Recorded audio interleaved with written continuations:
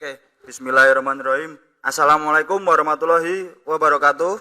Waalaikumsalam. Selamat malam semuanya, para teknisi di seluruh Indonesia dari Sabang sampai Merauke. Selamat kembali ke Nguber Orion yang alhamdulillah sekarang sudah ke episode yang ke-10.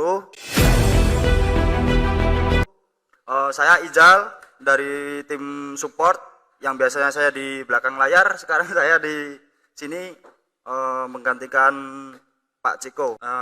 Mungkin untuk perkenalan itu saja. Spesial untuk episode kali ini kedatangan tamu dari jauh yang biasanya kita lihat di Discord sekarang sudah hadir di langsung ke studio kita di studio Estek ya. Selamat malam Abah Metrik, kayak Kang Dendi. Ya, perjalanan lancar Bah dari sini? Alhamdulillah Tidak terasa ya. Baik. Dan tidak lain dan tidak bukan ada Pak Budi, guru kita yang telah menemani di live podcast Gubernur Orion dari awal ya, Pak. Ya. Apa kabar Pak Budi? Alhamdulillah Ya. Mungkin itu saja, dan jika ada pertanyaan mungkin nanti akan dijawab di sela-sela pembahasan setelah atau di akhir pembahasan. Mungkin itu saja. Atau mau jadi pantun dulu Pak? Boleh pantun dulu ya. Ya, mumpung ada saya sudah siapkan ya, 1 bulan yang lalu. Untuk dikeluarkan dulu. Mungkin habis pantun kita langsung lanjut ke pembahasan yang akan dibahas oleh Pak Budi ataupun Kang Denny ya. Jalan-jalan membeli balon, tidak lupa membeli tahu. Selamat datang kembali ke podcast Nguber Orion. Semoga bermanfaat bagi Master dan Suhu. Terima kasih. Ya. Monggo Pak Budi, silakan jika ada pembahasan. Pak Budi, take it away. Ya. Terima kasih kepada Bang Ijal ya. Assalamualaikum warahmatullahi wabarakatuh. Waalaikumsalam warahmatullahi wabarakatuh. Selamat malam. Khususnya di sini saya ingin mengucapkan rasa syukur dan rasa bahagia ya. Di mana di episode ke-10 ini saya sudah ditemani oleh guru saya ya, Kang Denny, atau bisa disebut dengan Abah Metrik. Salam hormat guru. Salam hormat. Gimana kabarnya, sehat Abah ya? Keluarga sehat ya? Alhamdulillah. Mudah-mudahan Abah senantiasa diberikan kesehatan, dimudahkan urusan dan lancarannya, sehingga bisa memberikan kontribusi buat kita semua, khususnya di profesi teknisi ponsel gitu ya. Amin. Gitu. Dan tak lupa saya juga ucapkan salam sejahtera buat rekan-rekan seprofesi gitu ya, para guru-guru master gitu ya, khususnya yang masih setia sampai saat ini menggunakan Orion sebagai salah satu support atau pendukung dalam setiap kegiatan, baik itu analisa maupun eksekusi di kegiatan profesi kita teknisi ponsel ya. Ya, amin. Dan yang keduanya juga saya ucapkan terima kasih kepada rekan-rekan yang masih menyempatkan di sela-sela waktunya setelah kasusnya down, kemudian mau berbagi di grup ya, men-share kasus down, di mana teman-teman yang setelah memposting itu mungkin tidak bisa saya sebutkan satu persatu ya. Yang jelas saya sangat mengapresiasi dan berterima kasih sekali. Semoga tidak bosan terus memberikan kontribusi sehingga kita bisa sama-sama semakin semakin maju lah, semakin maju itu betul ya. Buat kemajuan kita semua. Langsung saja mungkin di sini untuk di episode ke-10 ini, sebelum ada diskusi atau pembahasan materi, khususnya saya dari divisi produksi ya di Orion ini akan sedikit memberikan informasi-informasi bahwa di sini kami untuk masalah update gitu ya, update baik tipe ataupun yang lainnya itu senantiasa kami produksi, kami update terus gitu ya. Ya. Seperti itu. Dan kami di sini berusaha request teman di sini baik itu berupa request tipe ponsel atau tipe guideline, kemudian bitmap kami upayakan terus untuk terus dipenuhi ya seperti itu. Kemudian informasi-informasi yang saya sampaikan di sini mungkin teman-teman ya kalau sudah buka di X Orion ini gitu ya. Di sini sudah ada beberapa updatean gitu ya. Di sini ada bitmap, ada guideline-nya gitu ya. Itu di sini space-nya aja per everyday istilahnya ya. Setiap hari di sini ada gitu ya. Cuma mungkin di sini ada yang kadang guideline-nya saja atau tipe guideline-nya saja, ada juga yang beserta dengan bitmap gitu ya. Ya, betul. Gitu. Beberapa bitmap ya, kemudian bisa teman-teman pantau gitu ya, teman-teman pantau di di XC. Kemudian teman-teman juga jangan lupa ya, setiap hari untuk melakukan klik setting dan clear cache ya, sehingga update-update yang kami upload itu teman-teman bisa ikut mengikuti lah gitu ya. Ya, betul itu. Ya seperti kalau kita lihat di sini tanggal yang sebelum-sebelumnya di sini ada bitmap iPhone 15 Pro, kemudian ada yang lainnya ya.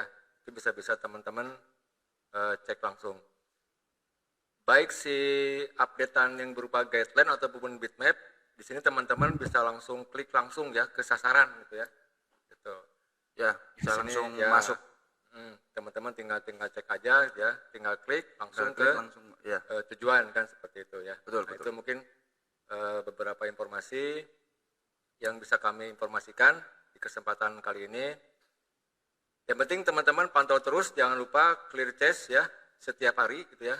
Insya Allah yang baru-baru itu kami upload ya seperti itu. Terus yang informasi yang kedua yang saya sampaikan, beberapa hari kemarin di sini kami juga berusaha untuk melengkapi terutama di brand Apple ya. Nah, di sini buat teman-teman yang setia dengan analisa dan eksekusi smartphone Apple gitu ya. Boleh teman-teman nanti cek di tipe iPhone XS Max ya. Kemudian yang lainnya ya. Khususnya di sini ketika kita buka guideline ada sedikit perubahan khususnya di kategori input output ya. Ini di sini saya sedang memanggil tipe iPhone XS Max ya. Dan kebetulan ini juga kami baru selesai melakukan proses remake ya. Proses remake. Kemudian kami melakukan perubahan di kategori input output voltage PMUAP ya. Contohnya seperti ini gitu ya. Dan di kategori input output voltage PMU-BB. Ya, ringkas atau sederhananya maksudnya input output voltage PMU-AP ini adalah input tegangan untuk si power management untuk aplikasi prosesor itu apa saja, kemudian outputnya apa saja. Itu seperti itu. Nah, di sini teman-teman bisa melihat contohnya seperti ini ya. Nah, misalkan di sini nama tegangannya atau nama jalurnya PP CPU SRAM. Di sini juga kami informasikan, pertama di sini ada tulisan bak 7 LX0, kemudian ada nilai dioda, ada nilai tegangan, dan ada nilai maksimal ampernya atau arusnya berapa, seperti itu. Nah, kami coba memperjelas kembali tentang profil atau status si tegangan tersebut. Ya. Jadi PP SPSRAM ini dengan keterangannya bak 7 ini, tentunya mungkin teman-teman teknisi yang sudah terbiasa membaca skematik sudah tahu dong bahwa PP SPSRAM ini karakteristik tegangannya itu disebut dengan bak regulator. Kan begitu ya, Bah ya? Seperti itu. Ya. Dan untuk keterangan dia sebagai bak regulator juga di sini ada perbedaan warna. Ya. Nah, contohnya ini yang atas, PP CPU SRAM, bak regulatornya bak 7, ini merupakan bak regulator, warnanya saya kasih merah seperti ini. Berbeda dengan nama jalur atau nama tegangannya PP3P0 underscore display. Ya, ini merupakan sebuah LDO dan LDO-nya LDO yang ke-10. Nah, jadi sengaja kami bedakan warnanya. Jadi yang merah ini khusus untuk informasi tegangan, jenisnya adalah bak regulator. Nah, yang hitam ini adalah jenis tegangan yang disebut dengan LDO regulator. Di sini ada nilai diodanya dan ada nilai tegangan berikut nilai ampernya. Terutama untuk nilai ampere ini terus terang di sini kami tidak melakukan pengukuran, tetapi kami di sini copy paste yang dari skematik ya, seperti itu. Kemudian ada informasi berikutnya. Nah, ada juga di sini yang tulisannya warna hijau. Tadi merah, hitam, sekarang hijau ya, seperti ini. Contohnya nama tegangannya PP1P8 always ya. Warnanya hijau, kemudian dia juga betul jenisnya adalah atau karakteristiknya merupakan LDO regulator, LDO ke-9. Namun di sini kami kasih keterangan sekuensinya before power on. Artinya tegangan ini maksudnya keluar tegangannya sebelum on off-nya ditekan. Nah, tentunya di sini tegangan-tegangan yang keluar sebelum on off ditekan tidak hanya ini, ada teman-temannya ya. Contohnya ada PP BAT PCC, kemudian ada PP PDD main dan PP PDD bos.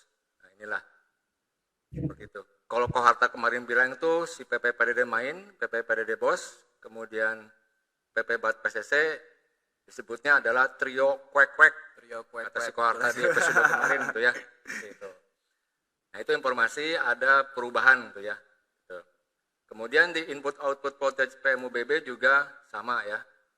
Di sini ada tulisan yang warna merah, berarti bak regulator, dan yang warna hitam ini adalah LDO regulator. Itu di area baseband.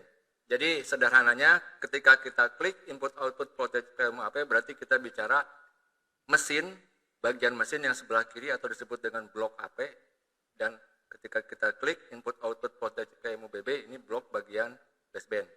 Seperti itu. Kemudian pertanyaannya mungkin apakah ini sudah lengkap atau belum ya? Kalau semuanya yang ada di dalam Orion ini ya memang belum lengkap sepenuhnya karena ini masih dalam proses penggenapan gitu ya. Tapi kalau untuk seri iPhone XS ya, kalau kita buka sudah kami hadirkan juga ya. Nah, ini input outputnya seperti ini. Dan seterusnya gitu ya. Sampai iPhone 12 Pro Max ya. 12 Pro Max. Seperti ini.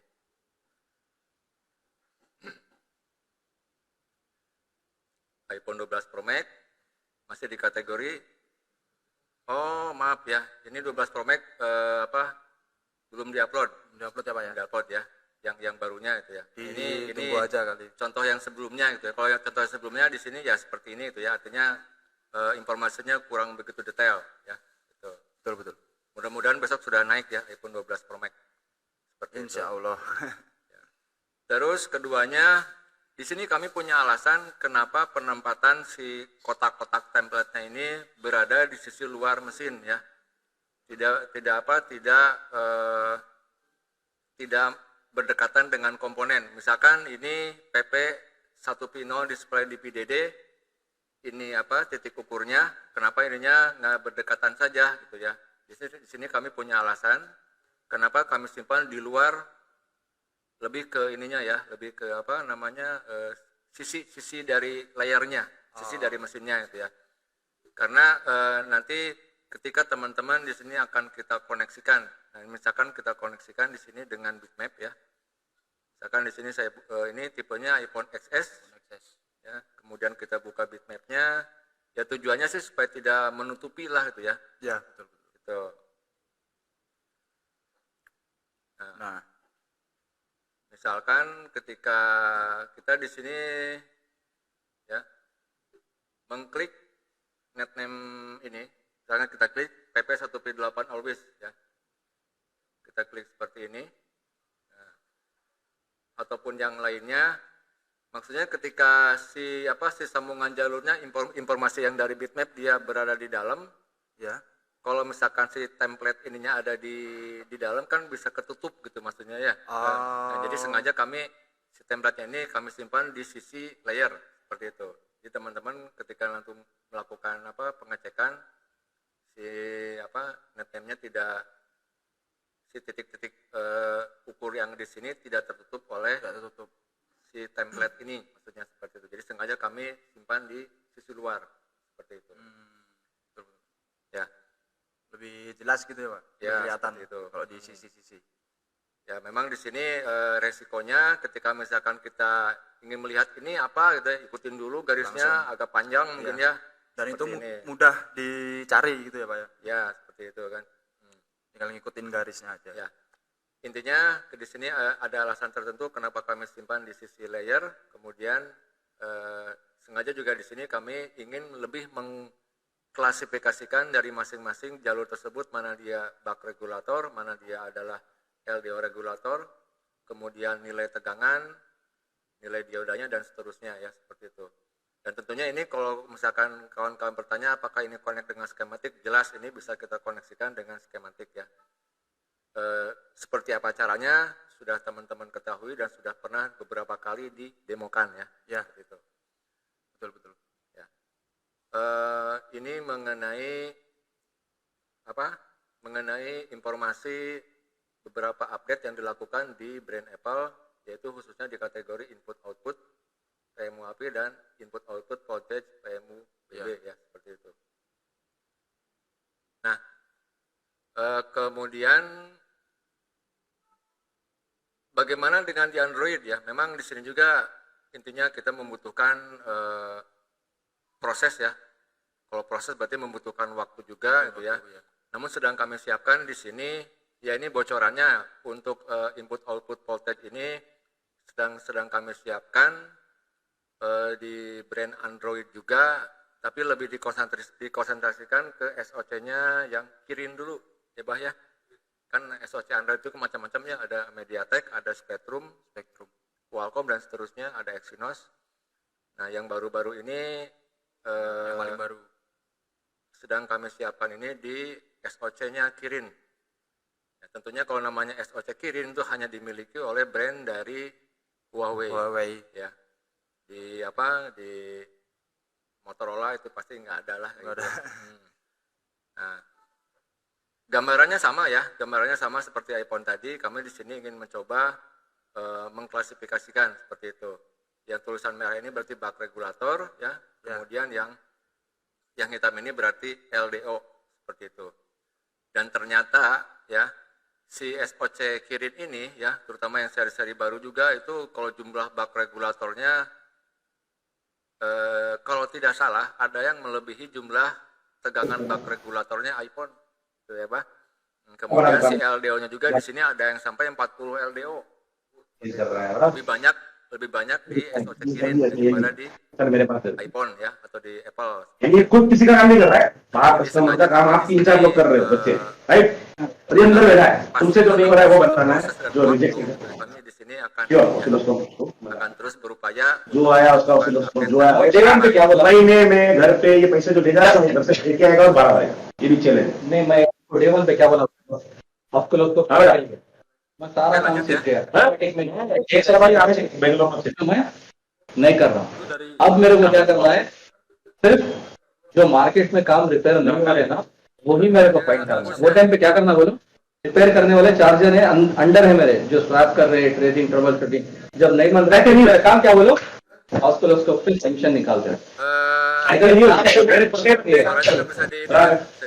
बस पूरे दिन ऐसे कुछ मैं ढूंढता हूँ कौन सा फोन बनाऊँ या तो ग्रुप देखता रहता हूँ फिर मैं कुछ भी लेके बैठ जाऊँ बनने वाला नहीं बनने वाला stiker kali.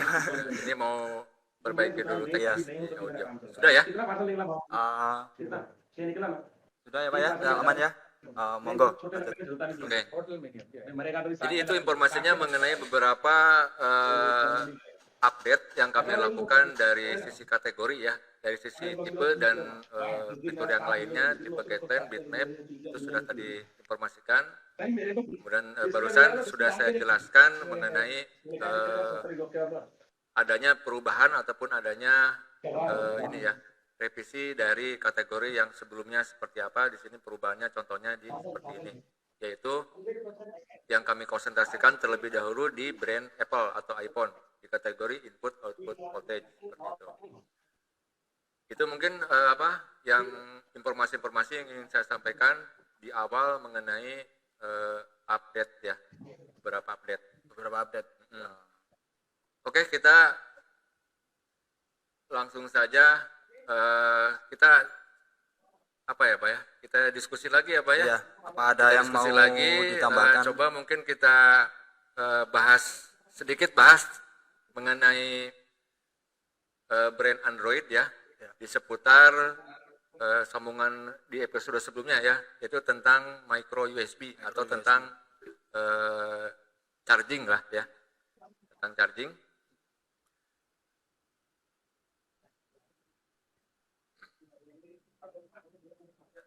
Ya. Silakan. Dimana sebelumnya di episode yang keberapa saya lupa lagi ya. Ingin saya coba ingatkan kembali ya. Misalkan di sini saya membuka brand Oppo ya, brand Oppo. Saya coba cari dulu ya. Nah, tipenya Oppo A1K. Di sini masih ada foldernya namanya block diagram. Kemudian kalau kita buka seperti ini ya. Nah, intinya di blok diagram ini ada sebuah IC ya. Ini sebutannya adalah switch charger. Jenis IC-nya itu adalah KFN. Betul ya, Pak ya? KFN ya. Nah, kalau KFN teman-teman sudah tahu ya. Dia tidak memiliki bola-bola timah seperti halnya kaki IC BGA ya. Intinya di sini kita tidak akan membahas lebih mendalam, cuman di sini teman-teman tentunya di sini sudah mendapatkan gambaran di episode sebelumnya ya. Nah, ini kategorinya micro USB 2.0. Ini adalah IC KFN-nya atau profilnya sebagai switch charger dengan kode IC BQ 25601 seperti itu ya. Nah, kemudian ini adalah datasheet-nya ya. Dan pernah dijelaskan juga di awal bahwa si datasheet BQ 25601D ini total halaman yang ada di blok diagram cuma ada 3 halaman. Di mana aslinya itu kalau nggak salah 90 sekian halaman ya Bah ya. Dan semuanya bahasa Inggris. Nah, tentunya saya juga pusing ngebacanya. Jadi saya ambil aja yang sekiranya yang perlu-perlunya saja. Yang perlu saja, betul ya. Pertama di sini tentang jenis IC-nya adalah di sini dijelaskan KFN, jumlah kakinya ada 24 pin dan masing-masing pinnya di sini ada nama pinnya. Kemudian di sini ada pin function ya. Kemudian di halaman 3 ada blok diagramnya ya, seperti itu. Jadi blok diagram ini adalah istilahnya skematiknya di dalam internal IC seperti itu. Nah, mungkin di sini sekedar mengingatkan saja, IC BQ ini tidak hanya lalu lintas konversi dari pibat sebagai sumber tegangan si ponsel, tetapi di sini dia harus melewati dulu IC BQ ini yang akan nantinya dikonversi berubah menjadi PCIe. Ya, PCIe sudah dijelaskan hanya bisa kita ketahui keberadaannya di chipset MediaTek. Dan sudah dijelaskan juga bahwa status di sini pibat ya, ini pibat dan PCIe, nilai tegangannya pertama harus berbanding lurus. Jika pibatnya 3,9 volt, maka si PCIe juga sama 3,9 volt. Di sini prosesnya adalah sudah auto switch ya. Dan mungkin nanti akan dijelaskan lebih detail oleh Guru Abah. Terus yang keduanya juga yang ingin saya sampaikan juga di sini bahwa switch charger ini ciri-cirinya dia bagus ataupun rusak juga bisa kita lihat, kita periksa ya syarat-syaratnya di kaki-kaki pin ya. Namun di sini yang kami informasikan sekiranya yang dipandang perlu lah gitu ya. Tuh. Nah, seperti ini kebetulan ada pin out IC-nya ya. Pin out IC ini juga di sini bermaksud memberikan informasi ya tentang titik pengukurannya. misalkan di sini ada kode titik ini, berarti ini artinya adalah nomor 1 ya. Nah, diinformasikan juga nomor 1, kemudian nama pinnya apa ya. Nah, tentunya di sini jalur-jalur yang kami di sini buat gitu ya. Itu memang sekiranya yang dipandang perlu dan ada kaitannya dengan permasalahan proses konversi dari PIBAT menjadi PISIS, kemudian proses yang berkaitan dengan switch charger, kemudian proses yang berkaitan dengan komunikasi data ya. Oh, kalau komunikasi data di sini dari konektor berarti langsung ya ke SOC ya, seperti itu. Nah, intinya di sini kalau teman-teman di sini ingin melakukan analisa di permasalahan konversi PIBAT menjadi PISIS, teman-teman bisa lihat di sini. Kemudian untuk analisa mengenai masalah charging juga di sini, teman-teman juga bisa lihat di sini ya.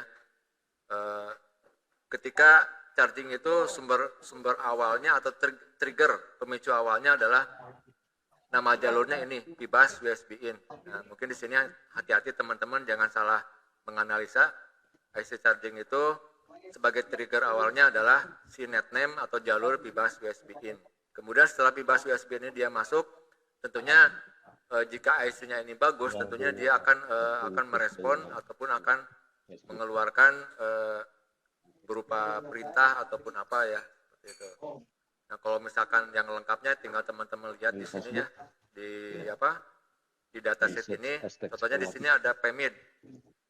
Ini kalau nggak salah singkatannya Power Management Identitas gitu ya, seperti itu ya. Nah, kemudian ada yang lainnya ya gitu. Kemudian di sini juga sengaja saya memberikan patokan-patokan khusus gitu ya. Untuk permasalahan charging ini apa-apa saja yang mesti diperiksa gitu ya. Pertama setelah PIBAS USB ini masuk, kemudian nanti cek ya kaki PEMID ini di pin 23 ya. Cari di sini pin 23 yang ini. Di mana di sini harus ada nilai tegangan ya. Nilai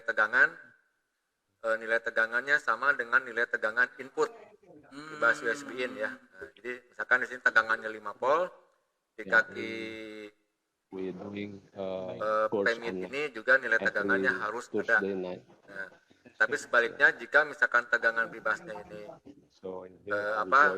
di kaki nomor 1 ini ada, tapi misalkan di kaki PEMID ini tidak ada, baru bisa dikatakan IC ini perlu kita periksa gitu ya, seperti itu. Karena urutannya yang benar itu seperti itu. Jadi PIBAS 5 voltnya masuk, kemudian IC ini sebagai ciri IC ini sudah mendapatkan input tegangan dari PIBAS, maka di kaki PEMID ini dia sudah mengeluarkan nilai tegangan. Ini nilai tegangannya berbanding lurus juga ya Pak ya dengan PIBAS ya, seperti itu. Nah, kemudian di sini ada yang namanya interrupt, ya. Interrupt di kaki nomor berapa. Kemudian ada charge enable ya. Nah, si interrupt dan charge enable ini komunikasinya dari si IC switch charger ini langsung dia berkomunikasi dengan SOC, dengan CPU ya, seperti itu. Nah, ini biasanya kisaran nilai tegangannya antara interrupt dan charge enable ini antara 1,8 sampai 2,8 ya Bang ya. Gitu. Ya betul. Jadi teman-teman bisa nanti melakukan proses ini observasi ya. Dan terakhir di sini ada SCL 5 dan SDL 5 ini merupakan jalur komunikasi ya, komunikasi antara SOC dengan switch charger. Ini mungkin kalau logikanya bisa memiliki peran kapan waktunya IC charging ini melakukan proses stop ya, stop charging gitu. Karena ya. Istilahnya baterainya sudah terisi sampai 100%. Nah, ini aba-abanya atau komunikasinya ada di jalur ini ya, seperti ini. Seperti itu. Kemudian yang terakhir, nah ini juga kapasitor ini nih. Kapasitor ini kalau teman-teman perhatikan, kapasitor ini kedua kakinya tidak nyambung ke ground ya. Yang kaki yang satu ini dia nyambung ke pin yang ini, kita buka di pin out IC, ini kaki namanya BTST atau bootstrap ya. Kemudian kaki yang satunya lagi di kapasitor ini dia nyambung ke kaki switch ya, atau SW seperti itu, kaki switching ya. Nah, Intinya kapasitor ini juga pernah kejadian di lapangan itu kapasitornya hilang. Salah satu akibatnya itu adalah proses charging tapi si hasilnya itu tidak menyimpan atau disebut juga dengan fake charging, nah, ya, atau pengisian palsu gitu ya. Itu disebabkan kapasitornya ini hilang komponennya ya. Ini kapasitor ini jarang jebol atau jarang short biasanya, cuman biasanya itu rata-rata sih yang ditemukan di lapangan biasanya komponennya itu hilang gitu. Dan ini jangan sampai jalurnya disambung ya, tetapi ini komponen ini wajib diganti, ataupun kalau kakinya ada yang putus wajib disambung ya, seperti itu. Dan mengenai nilainya tinggal teman-teman cek aja di skematik ya, nilainya berapa sekian farad, karena kapasitor ini satuannya adalah farad ya, seperti itu. Nah, berikutnya tentang IC switch charger yang jenisnya TFN seperti ini, ternyata serinya itu banyak ya, cukup banyak, tidak hanya serinya Becky ya. Nah, teman-teman itu bisa cek ya di yang lainnya ya. Misal ya, yang saya masih ingat, coba kita buka di Vivo ya, di brand Vivo. Coba kita lihat tipenya Y01 ya, kalau nggak salah. Di Vivo Y01 itu kalau tidak salah dia masih menggunakan jenis switch chargernya itu adalah TFN. Cuman serinya beda ya. Ya. Kita klik kategori micro USB. Nah, di sini serinya adalah SGM 41511 ya, seperti ini. SGM 41511. Berhubung sampai sekarang skematik pipa Y01 masih belum tersedia gitu ya. Tapi kalau datasheetnya kalau tidak salah ada. Nah, ini ada ya di blok diagram seperti ini. Nah, ini datasheetnya kami cuman pangkas 3 halaman saja, di mana halaman satunya di sini menjelaskan tentang jenisnya adalah TFN, kemudian jumlah pinnya ada 24 pin, kemudian di halaman 2 ada pin description, dan di halaman 3-nya ada blok diagram ya, seperti itu. Tentang si profil si IC switch charger dengan kode seri SGM 41511. Tetapi sekali lagi saya jelaskan, ini sampai sekarang skematiknya masih belum tersedia. Intinya sebetulnya polanya hampir sama lah ya, polanya hampir sama. Setiap IC switch charger yang menggunakan jenisnya TFN, serinya seperti apa, pada prinsipnya polanya sama gitu ya, seperti itu. Namun karena di sini tidak ada skematiknya, jadi kalau misalkan kita ingin mengecek kira-kira di mana sih kaki interruptnya, kaki enable-nya, kemudian kaki PMID-nya, SCL, SDA-nya dan seterusnya ya. Nah, di sini juga kebetulan ada pin out IC-nya yang sudah kami buat gitu ya. Nah, ini tanda ini berarti kaki nomor 1 ya, nomor 1. Di sini juga sudah ada informasi ya. Nah, ini kaki SCL SDA-nya. Kemudian ini ada kaki interruptnya. Tetapi di kategori di sini tidak kami buatkan ya, karena salah satunya skematiknya belum ada seperti itu. Tapi di sini ada patokan-patokan yang kami sediakan di pin out IC. Nah, ini charge enable dan seterusnya. Ya. Dan kami di sini sengaja menginformasikan tentang kapasitor ini juga ya. Jadi ini juga tentang kapasitor ini, baik yang saya jelaskan sebelumnya di Oppo A1K yang ini ya, kapasitor bootnya yang ini juga jangan diabaikan ya, seperti itu. Dipastikan di semua IC switch charger yang menggunakan KFN, kapasitor ini atau sebutannya booster ini biasanya ada, dan ini jangan diabaikan seperti itu. Dan yang lain-lainnya masih banyak ya, seri-seri IC switch charger yang menggunakan jenisnya KFN, walaupun serinya beda-beda tapi pada prinsipnya polanya sama. Kurang lebih begitu ya Pak ya, untuk pola ini ya gitu.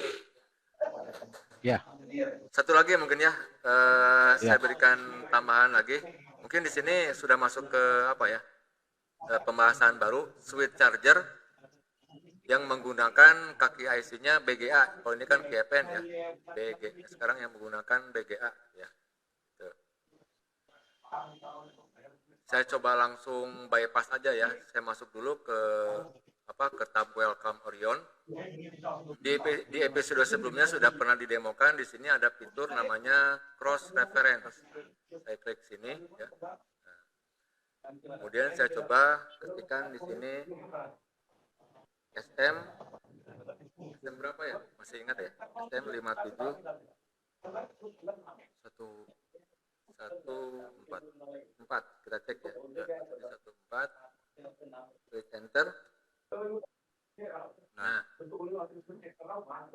jadi di sini cross reference ini sudah ada keterangan part name. Nah, jadi si cross reference ini akan menjawab instruksi yang kita ketik di keyboard ya. Itu instruksinya adalah mencari part ya. Di sini saya coba mencari part namanya SM5714. Dan di sini hasil hasil resultnya atau hasilnya di sini adalah brand Samsung semua ya. Semua. Dan di sini ada tipenya seperti itu ya. Dan inilah part name-nya. Dan ternyata di sini informasinya si SM5714 ini tergolong dia atau klasifikasinya disebut dengan IF PMIC. Nah, tentunya IF PMIC dengan switch charger itu setahu saya berbeda ya, Bah ya. Ya, seperti itu. beda. Biasa. Beda. Nah, seperti itu. Insya Allah nanti kita akan misalkan bahas di sini itu. kita coba buka ya salah satu tipenya. Kita coba yang ada skematiknya apa ya? A536B, nah, A53 5G ya, sudah menggunakan IC chargernya dengan jenisnya IF PMIC ya. Kita buka ini ya. Coba kita buka. Seperti apa kategori micro USB? Oh maaf, ternyata si SM-A536 ini atau A53 5G ini namanya bukan micro USB tapi USB tipe C ya. Sudah bukan mikro lagi, ya Pak ya. Jenisnya adalah USB Type C seperti ini, dan USB Type C-nya dia 2.0. Nah, yang ini USB Type C 2.0. Tentunya teman-teman sudah tahu lah USB Type C itu ada yang 2.0, ada 3.0 dan ada 3.1 seperti itu. Nah, kemudian ketika kita klik USB Type C, di sini ada IC yang terbuka ya. Pertama ini ada 3 IC yang terbuka ya. Tentunya di sini kalau ingin mengetahui langsung aja di sini klik kategori integrated circuit. Nah, di sini sudah diinformasikan. IC yang terbuka pertama yang ini adalah SOC ya. Dia menggunakan Exynos E8825. E8825. Kemudian kita kembali lagi ke kategori USB Type C. Ada 2 lagi IC yang terbuka ya. Kita cek di integrated circuit. Ini SM5451 nah, ya. Kemudian satu lagi IC yang terbuka, nah yang ini cek di integrated circuit. Nah, ini kodenya adalah SM5714 ya. Ini yang kita cari di cross reference. SM5714 yang kita cari, kita temukan salah satunya di tipe A53 5G ya. Nah, inilah si IC IF PMIC ya. Tapi apakah teman-teman yakin ini adalah si IC yang disebut tadi adalah IF PMIC gitu ya? Nah, langsung saja kita buka skematiknya ya. Skematiknya nah, kita buka di sini ya.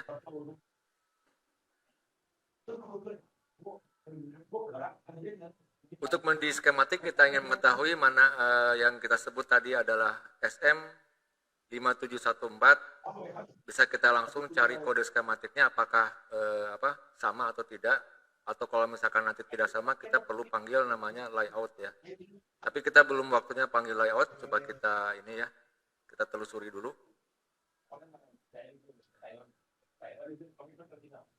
SM5714. Nah, di sini sudah ada keterangan IF PMIC ya. Kita zoom. Di sini tidak ada keterangan SM5714, tapi di sini keterangannya adalah U6003 ya. Nah, sekarang kita pastikan U6003 ini kalau di layout dia letaknya di mana? Baru kita panggil namanya layout gitu ya. Kita panggil biar nanti sinkron dengan si guideline-nya. Nah, kemudian si U6003 ini cukup kita klik seperti ini, langsung terdeteksi ya. Untuk mengkoneksikan skematik dengan layout, tangan kita tidak perlu menyentuh keyboard ya, langsung kita one click aja. Nah, ternyata U6003 ini di layout ya, letaknya di sini ya, di sini.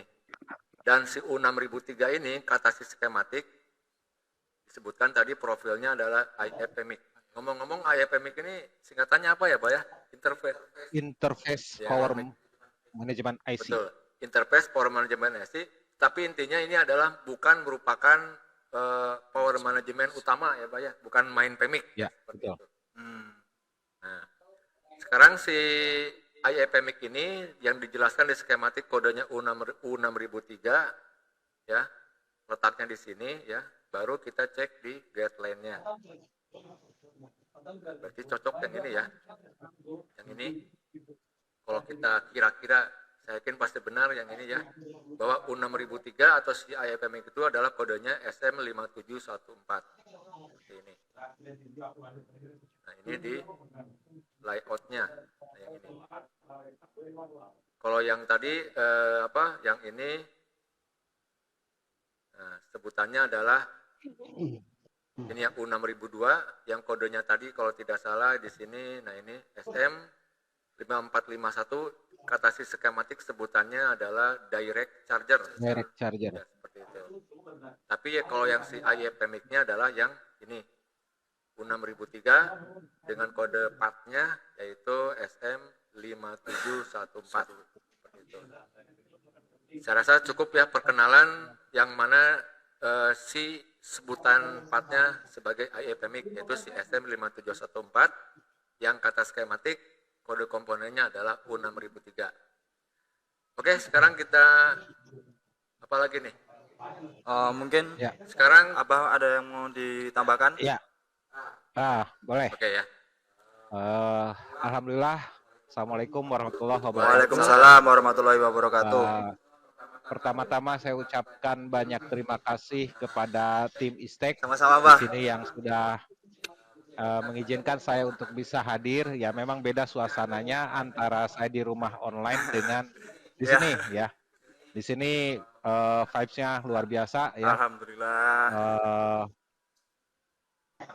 Kemungkinan besar mumpung saya hadir di sini, Kang. Tadi luar biasa Kang Budi dengan update-annya di ISTEK. Mudah-mudahan bisa membawa teknisi untuk mempermudah melakukan pekerjaannya. Amin, Begitu, amin, Kang, amin. harapannya.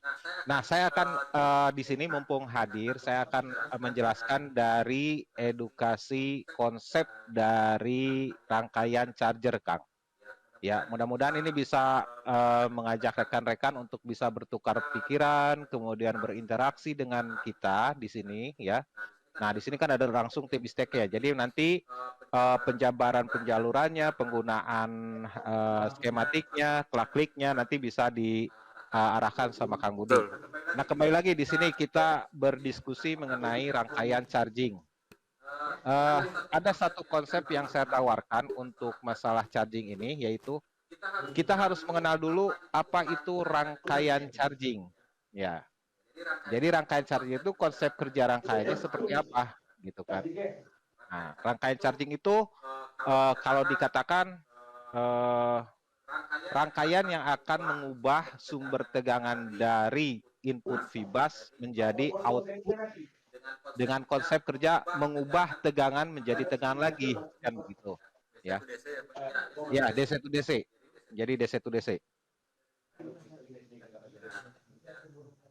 Enak nih ya. Ya, saya ulangi ya. Ini mumpung masih apa namanya segar nih. Ya, Sambil ngopi-ngopi. ini kesempatan baik ya buat kita semua bahwa teknisi itu harus mengenal dulu rangkaian. Apa itu rangkaian? Rangkaian itu adalah di mana beberapa komponen yang akan diletakkan dengan konfigurasi atau penempatan komponen sesuai dengan tujuan rangkaiannya itu sendiri, Kang Budi. Ya, jadi sebelum kita mengerjakan atau sebelum kita membahas rangkaian kasus atau kasus di rangkaian charger, kita harus kenali dulu konsep rangkaiannya. Yang pertama, konsep rangkaian itu adalah mengubah dari tegangan ke tegangan lagi, tapi ada mengkonversi nilai tegangan menjadi arus. Kan begitu. Makanya kriteria regulator yang digunakan di konsep charger ini adalah kriteria buck boost regulator. Jadi ada dua. Nah, kapan si regulator ini bisa bekerja? Hanya nanti kalau kita gunakan di sini tadi membahas Kang Budi mengenai IC dengan berdasarkan jenis packingnya, package ya. Ada TFN, ada BGA. Nah, yang terpenting adalah bahwa semua rekan-rekan teknisi mengetahui bahwa konsep kerja yang dipakai atau kriteria regulator yang dipakainya itu adalah buck boost regulator. Nah, yaitu mengubah dari tegangan menjadi tegangan yang mempunyai nilai arus yang besar. Itu. Lalu komponen apa yang wajib ditempatkan di rangkaian charger, kan begitu? Ya, silakan Kang Budi dibuka ininya. Ambil contoh aja rangkaian langsung yang ada di stack. Tidak perlu menampilkan wajah saya karena memang ini aja mungkin ya Pak ya, langsung aja. Nah, ini apa? Ya, PMIC ya. begini dulu Kang. Kita jangan langsung ke skematiknya dulu. Ya. Kita Ke basicnya dulu ya. jangan dulu ke skematik. Kita langsung ke mainboard karena yang lebih nyata, yang lebih tersentuh oleh teknisi adalah mainboardnya. Atau mungkin saya coba kembali ke awal ke Oppo A1. Ya, ke awal aja. Ke awal aja. That's why this is many master in here. Oke. Silakan. So even you also using buka Borneo. lagi ke awal ya. Yeah, first Di brand when I Oppo start ya. the schematic, Oppo also use berapa Borneo. Bang? Oppo A1K ya. So have you A1K yang tadi see saya bahas di awal. just in this Oh, yeah. afternoon I present at our Orion. Good quality. Many more model, Indian model. Yes. Oh, okay. So there is a Borneo actually. Today added Indian model. Yeah. Actually, we also have daily update. And if you need any specific model, Bentar, interrupt sebentar. Nah ini aja, ambil yang contohnya ini aja misalkan. Seperti apa sih IC charger gitu kan? Ya. Nah, pola dari rangkaian charger itu adalah di sini ada sebuah IC. Mikrofonnya ke sana. Ya. Udah nggak apa-apa. Ya. Nah, mungkin. Oh, jadi pakai ini aja ya? Iya. Oke. Lebih clear. Nah, boleh lah. Oke. Siap. Monggo. Nah, sok Kang Budi di ini kan. Pertama, untuk rangkaian charger ini perlu diketahui oleh rekan-rekan bahwa pola rangkaiannya selalu ada L ya, L konduktor ya, L induktor ya. Kemudian ada juga yang menggunakan dioda, ada yang tidak ya. Nah, dioda di sini biasanya yang digunakan itu biasanya dioda yang bersifat paralel. Kenapa? Kurang dekat. Ya, lebih mesra. Nah, okay. Ya, balik lagi ya. Lanjut. Jadi sebelum teknisi mengerjakan kasus dari charging ini, pertama harus mengenal dulu konsep rangkaian charger. Yang pertama, rangkaian charger ini menggunakan kriteria regulator dengan kriteria buck boost regulator. Jadi ada buck regulatornya juga ada booster regulatornya. Nah, kemudian pada saat kita melihat mainboardnya, yang pertama kita perhatikan ada IC dengan konfigurasi L di output, kemudian diodanya paralel, karena nanti ada IC regulator yang menggunakan L induktor juga, tapi diodanya seri. Nah, kalau seri kan ini identik dengan rectifier untuk rangkaian lampu. Nah, itu. Nah, nanti konsep ini akan ketemu di PMIC tadi. Ya, IF PMIC.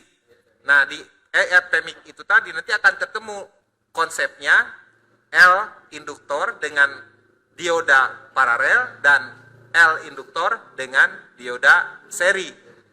Nah, di situ ya. Pertama saya akan membahas dulu karena kita akan bersentuhan langsung dengan mainboard. Jadi akan saya kupas dulu mengenai rangkaian charger. Ini berdasarkan konsep rangkaiannya. Yang pertama konsepnya adalah di mana kita bisa melihat langsung rangkaian ini menggunakan komponen-komponen yang sifatnya akan mengelola tegangan. Otomatis nanti akan ada komponen-komponen dengan konfigurasi seperti ini. L-nya seri, C-nya paralel, dominan paralel. Nah, ini bisa dibuka di skematik ya. Baru sekarang ke skematik, Kang. Skematik yang ini aja, biar langsung nyambung nanti.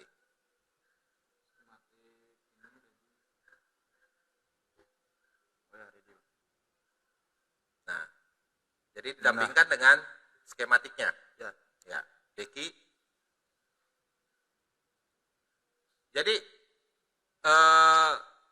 tadi saya menangkap naik sirkuit atau rangkaian. Apa itu rangkaian? Rangkaian itu di mana diletakkan beberapa komponen yang disusun berdasarkan tujuan rangkaian. Nah, di sini tujuan rangkaiannya adalah mengubah tegangan menjadi tegangan lagi, tapi ada dikonversikan nilai tegangan outputnya menjadi arus.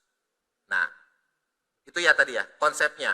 Kemudian kriteria yang di kriteria regulator yang digunakannya adalah buck boost regulator. Kemudian konfigurasi komponen. Nah, ini konfigurasi komponen. Kita bisa lihat di skematik ya, penggalan skematik dari Becky 25601 charger ini. Kita bisa lihat tadi Kang di rangkaian aja, dirangkain dulu. Nanti kita masuk ke ini skematik dan tipikal skematiknya. Nah, itu Kang di skematiknya. Nah, itu. Nah, skematiknya itu.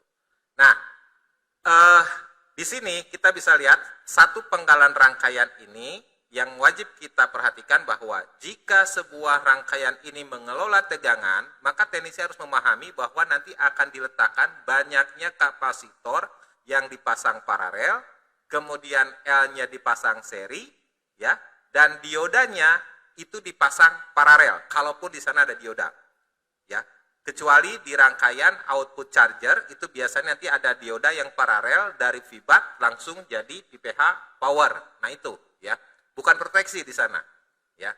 Jadi harus mengenal dulu konfigurasi atau rangkaian charger itu seperti apa. Dan biasanya rangkaian charger ini akan kalau di mainboard itu ya dia akan menembus, biasanya menembus tuh dari konektor baterai ke rangkaian charger ini biasanya via vertical interconnect access. Jadi dia menembus mainboard biasanya. Termasuk juga dengan konektor USB. Nah, ya. Jadi ini nanti patokan buat ke rekan-rekan rangkaian charger ini punya konsep. Ya. Nah, kemudian dari tadi Kang Budi sudah menyampaikan kaki per kaki atau pin pad-nya. Betul nggak? Nah, dari sisi logika rangkaiannya adalah tadi konsep rangkaiannya, kemudian kriteria IC yang digunakannya, kemudian konfigurasi komponen. Nah, biasanya di rangkaian yang tegangan itu akan diletakkan kapasitor paralel, Kang. Boleh dicek Kang di skematik tuh Kang, kanan kirinya Kang. Nah, jadi Kang Budi ya di sana ada jalur VBus pasti lewat kapasitor paralel, ya kan? Outputnya berupa tegangan, pasti ada kapasitor paralel. Nah, seperti itu Kang. Jadi, mumpung ada kesempatan saya menjelaskan apa itu rangkaian, kemudian eh,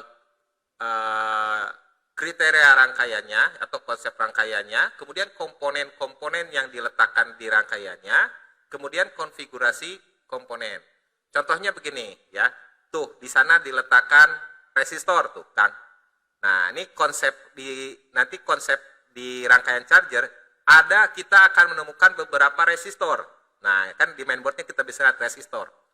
Nah resistor di sana diletakkan sebagai bisa fungsi detect, bisa juga untuk fungsi sensor Kang. Nah jadi ya itu tadi resistornya dipasang divider ya seperti itu. Nah yang pertama akan saya tawarkan ke teknisi itu adalah sebelum mengerjakan kenali dulu tipikal atau namanya apa kriteria atau konsep rangkaiannya. Ya, di sekitar IC-nya ada komponen apa gitu. Kenapa? Karena dengan menentukan komponen di sekitar IC-nya, ini kita bisa menebak artinya, ya, memperkirakan bahwa komponen pasif ini sedang mengerjakan apa? Apakah dia tegangan, apa dia gelombang, apa dia data, apa dia frekuensi? Itu hanya dengan melihat posisi komponen-komponennya di sekitar IC kan. Begitu ya. Nah tadi sudah apa itu rangkaian sirkuit, kemudian konsepnya ya, kemudian kriteria IC yang digunakan di rangkaiannya, kemudian komponen-komponen yang diletakkan di rangkaiannya, kemudian konfigurasi komponen. Apa itu konfigurasi komponen? Contohnya untuk bak regulator, konfigurasi komponennya selalu ada L-nya seri induktornya, kemudian C paralel setelah L induktor. Nah, kenapa harus ada begitu? Gitu kan? Timbul pertanyaan seperti itu. Karena nanti setelah arusnya diperbesar, itu wajib diberikan, nah, ya, penampung.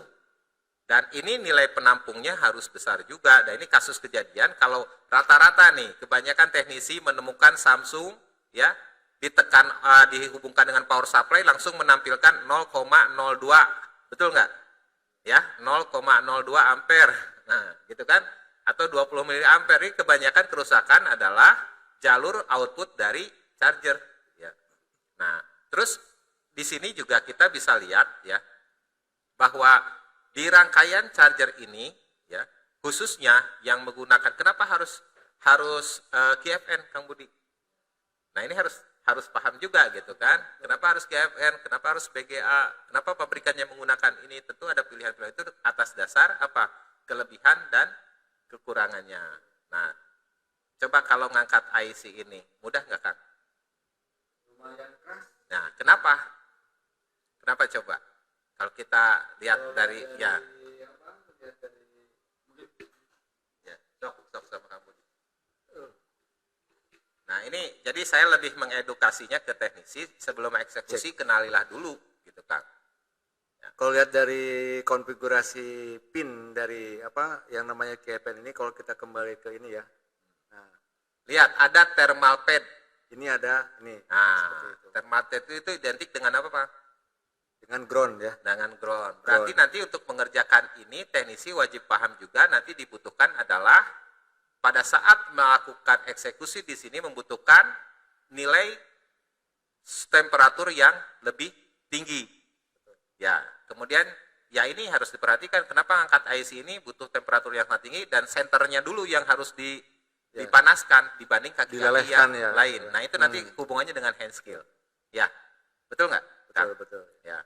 Ya, kita sekarang akan bahas kaki IC charger ini berdasarkan komponen yang diletakkan di sekitar rangkaiannya, Kang. Pertama akan kita bahas kaki nomor 1.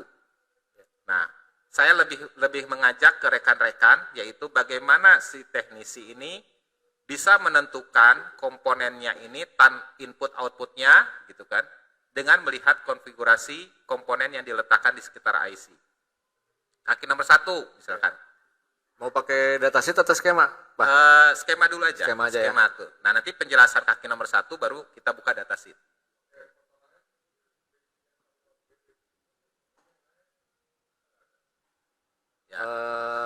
Banyak ya.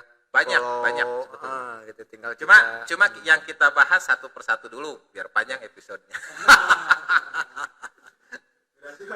teman-teman mungkin tahu lah ya, tinggal di kategori integrated circuit ya, kita klik seperti ini, maka ini sudah ada informasi ya.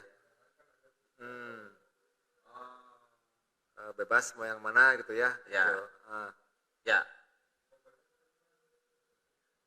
Coba kita panggil yang ini nih.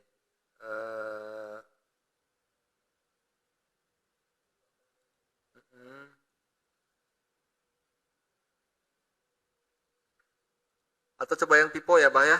boleh. Yang Boleh, pipo boleh. ya. Mau apapun rangkaiannya,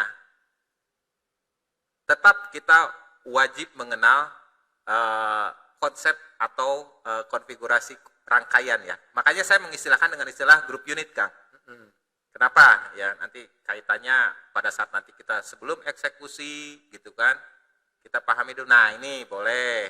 Nah, ya, SGM juga ini tetap akan sama tuh. Kita bisa lihat ya. Cuma sayang di sini nggak pakai dioda ya, Kang. Ini ada. Nah, coba di outputnya, output bak regulatornya kan tidak ada. Oh iya betul. Ya kan? Tidak. Nah, kalau di itu kan di jalur Vibas, kenapa dipasangkan dioda dulu gitu kan? Dan diodanya kenapa harus dipasang paralel seperti itu? Nah, ada dioda yang digunakannya biasanya untuk proteksi jalur Vibas, jangan sampai over voltage.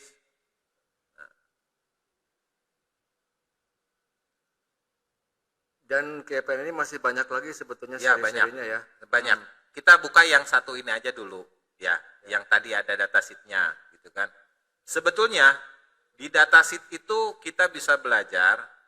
Jadi setelah penentuan titik, ya, penentuan titik IC nanti kita akan istilahnya rotari, Kang, berputar. Betul. Nah, seperti Kang Budi kemarin menjelaskan, ini sistemnya rotari ya, berputar dari kaki titik ke kaki titik yang lainnya. Nah, ini pun nanti sama. Artinya sama pada saat nanti pengerjaan rangkaian charging. Rangkaian charging ini inputnya sudah jelas dari Vibas. Kalau Vibas itu berapa volt, Kang Budi? 5 volt kan? Vibas 5 volt ya. Nah, Betul.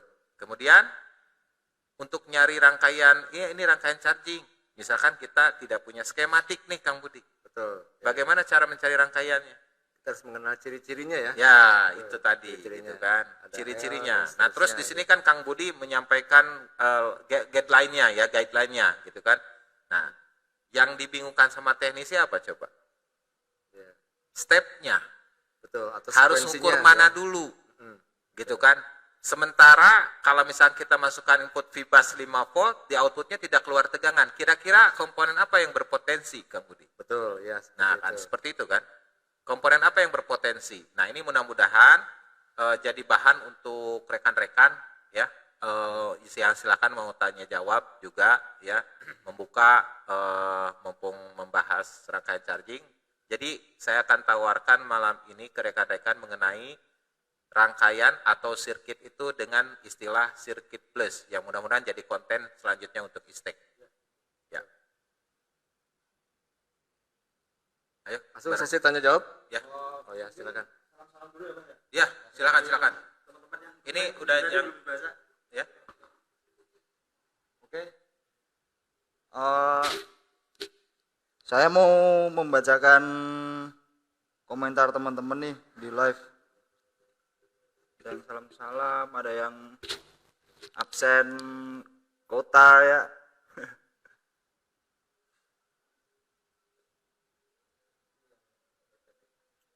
Eki Juniora dari Pekanbaru. Hadir. Maaf telat guru, baru selesai garapannya. Aman aja Om. Bakal ada siaran ulang. Paling ada di Facebook, juga ada di YouTube. Lengkapnya ada di YouTube juga. Mungkin 3 harian proses editing. Nedi Alfiansyah dari Banten. Oh, selamat malam Banten. Semoga sehat selalu. Ada dari Riau, Wonogiri, Bang Tamfan. Wah, Tamfan beneran nih. Baik sekali ya, dari Bogor, Jakarta, Lombok, Bang Sofian Roning dari Lombok. Selamat datang Bang, selamat bergabung.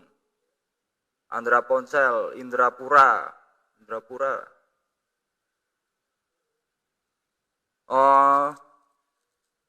Ada pertanyaan nih Mbah sama Pak Budi dari Firman Caniago. Fungsi dioda dipasang paralel apa katanya? Monggo. Ya. Kang Budi bisa. Kang Budi atau Abah ya. Fungsi dioda dipasang paralel apa katanya? Ya, untuk pakai ini ya. Berarti. Pakai ini ya. Ya, boleh. Ya, untuk dioda ya bisa ditampilkan gambarnya sajalah. Muka saya tidak usah tampil. Udah bosan.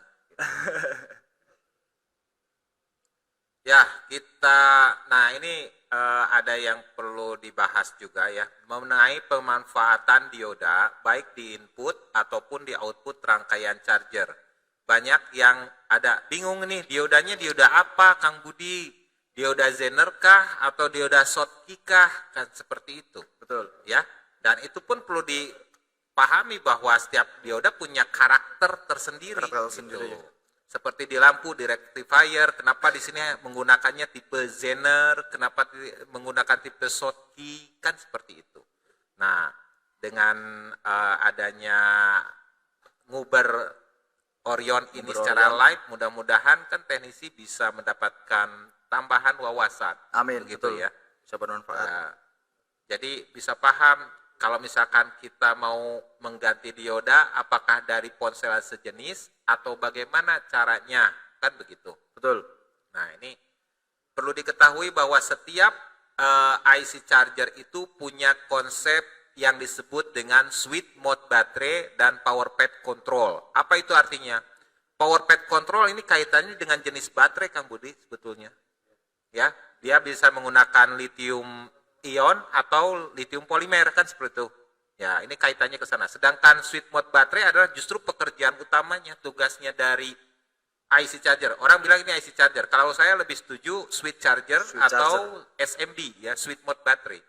Karena dia yang akan mengubah atau men-switch posisi apakah di PH power ini sumber tegangannya VBus atau VBAT.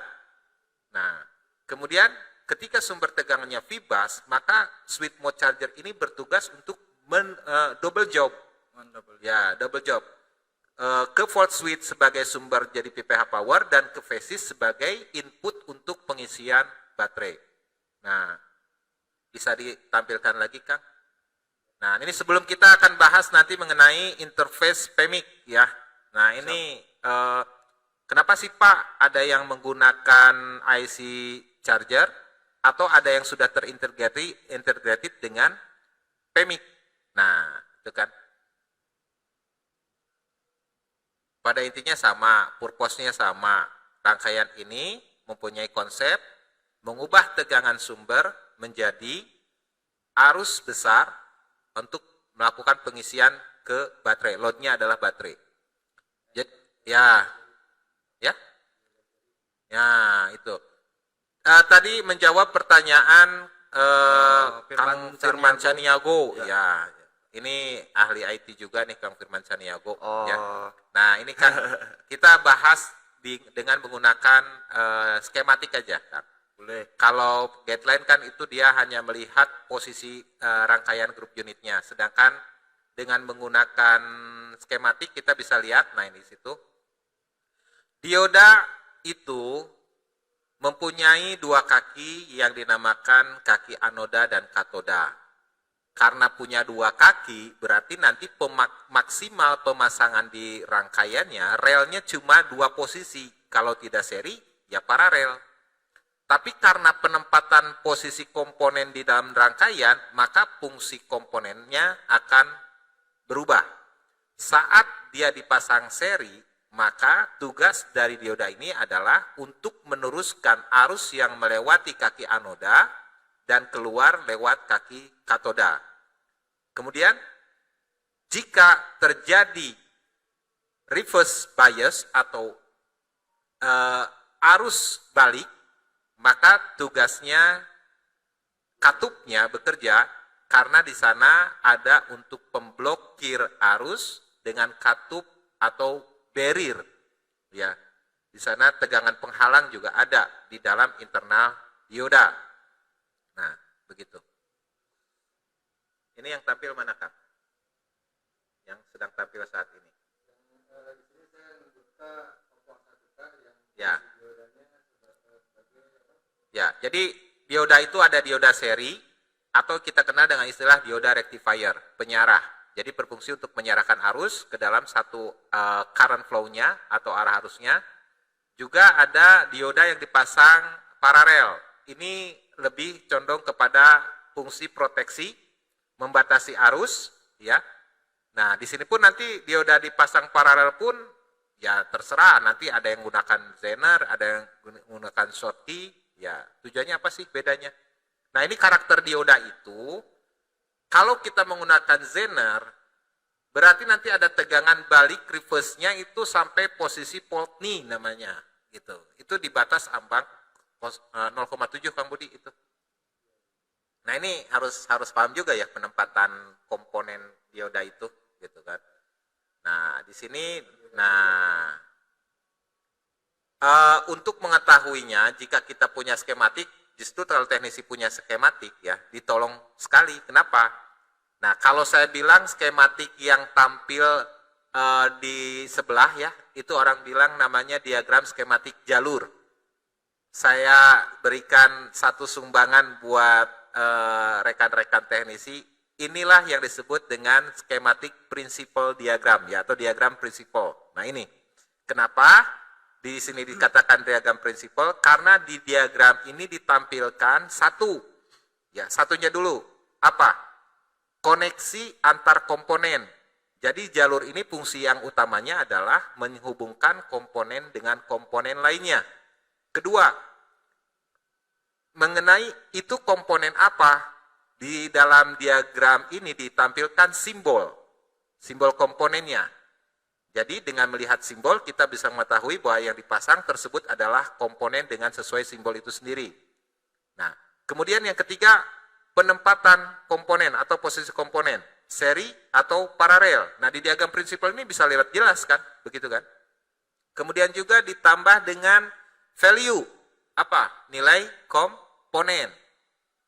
Kemudian serial number dari komponen. Jadi ini detail, makanya disebut principal diagram, ya. Nah, ini data-data yang kita bisa gunakan saat kita melakukan servis, jelas nilai rujukannya.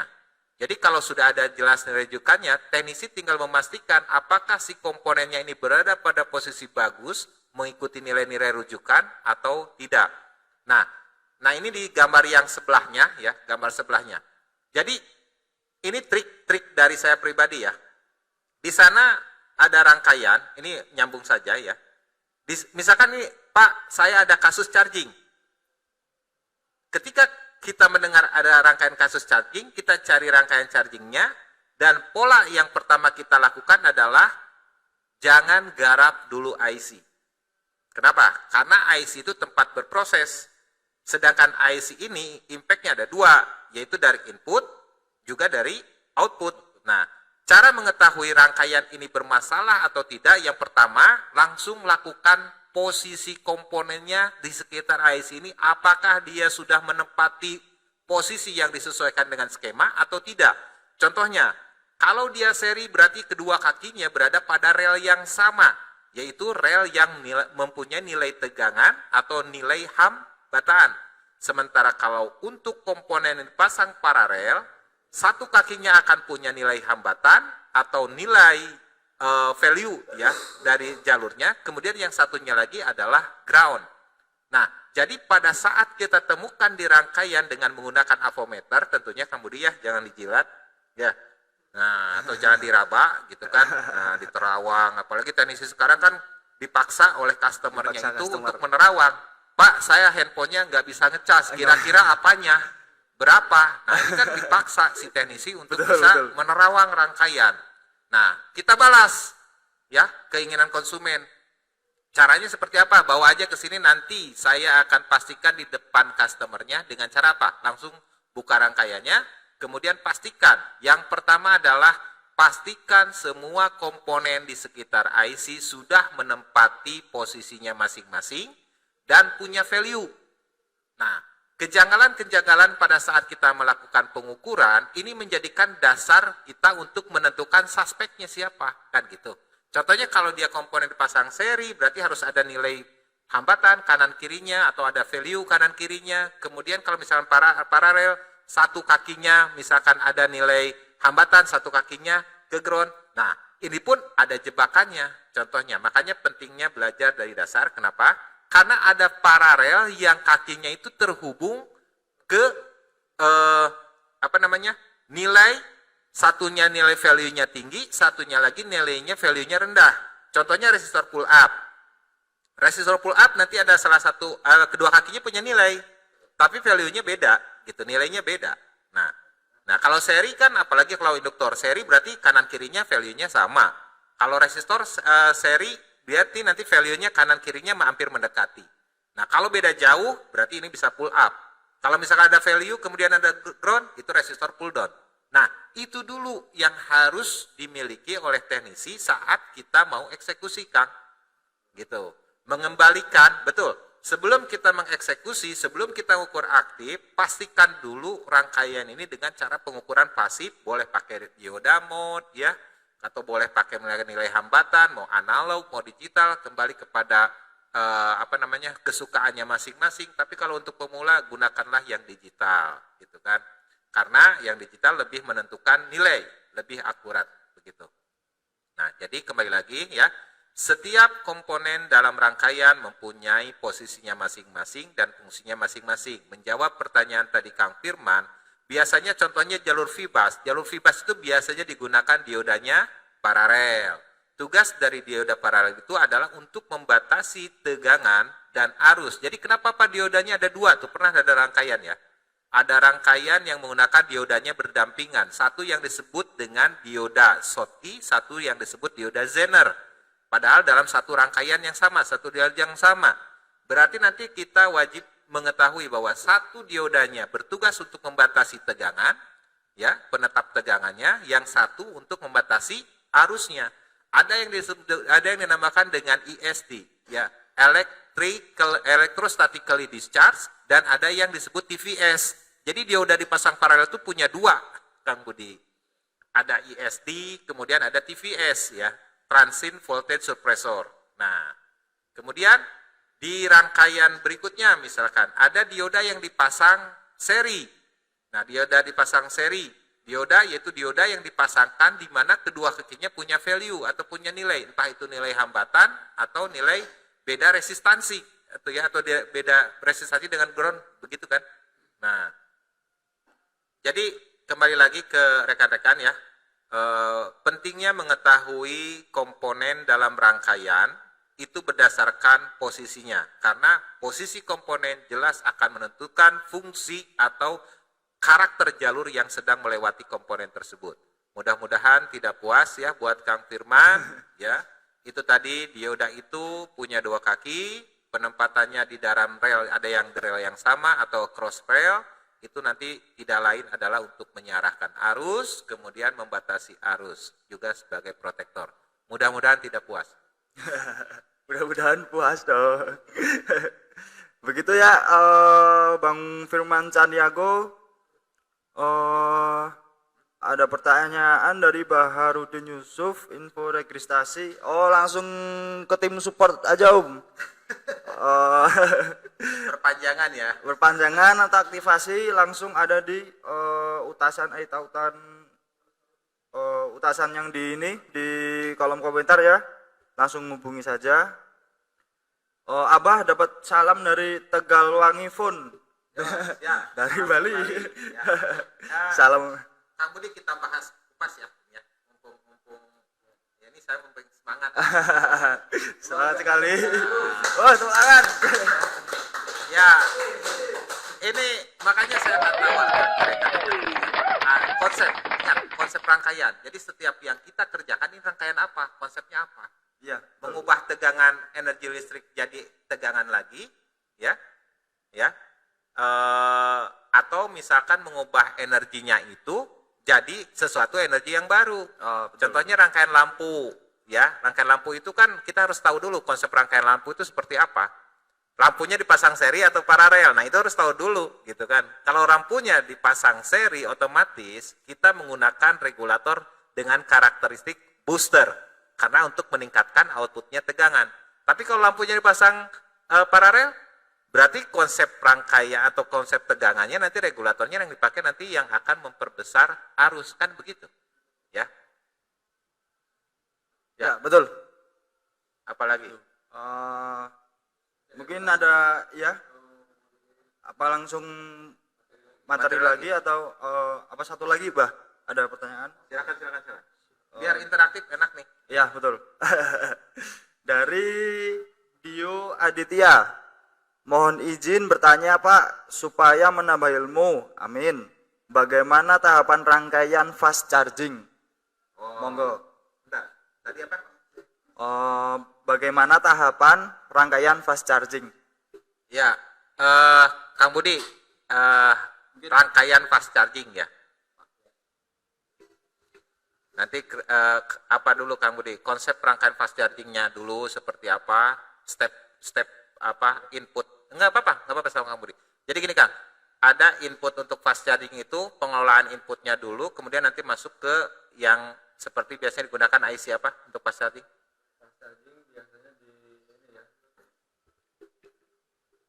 STM. Ya, seperti Ya, itu. nah seperti itu. Jadi konsep fast charging itu, ya, konsep fast charging itu pertama tetap itu harus ada pembuka gate input vibasnya dulu. Pintu harus ada kontrol tegangan dulu, Kang. Ya. Ya, ada yang pakai OVV, ada yang menggunakan multi atau multi output transistor. Betul. Ya. Kemudian barulah masuk ke pengelola fast charging atau STM contohnya. Seperti Yang jelas kalau untuk sirkuit fast charging pasti dia umumnya switch chargernya dia bukan KPN ya Bah ya? Bukan. Pasti BGA ya.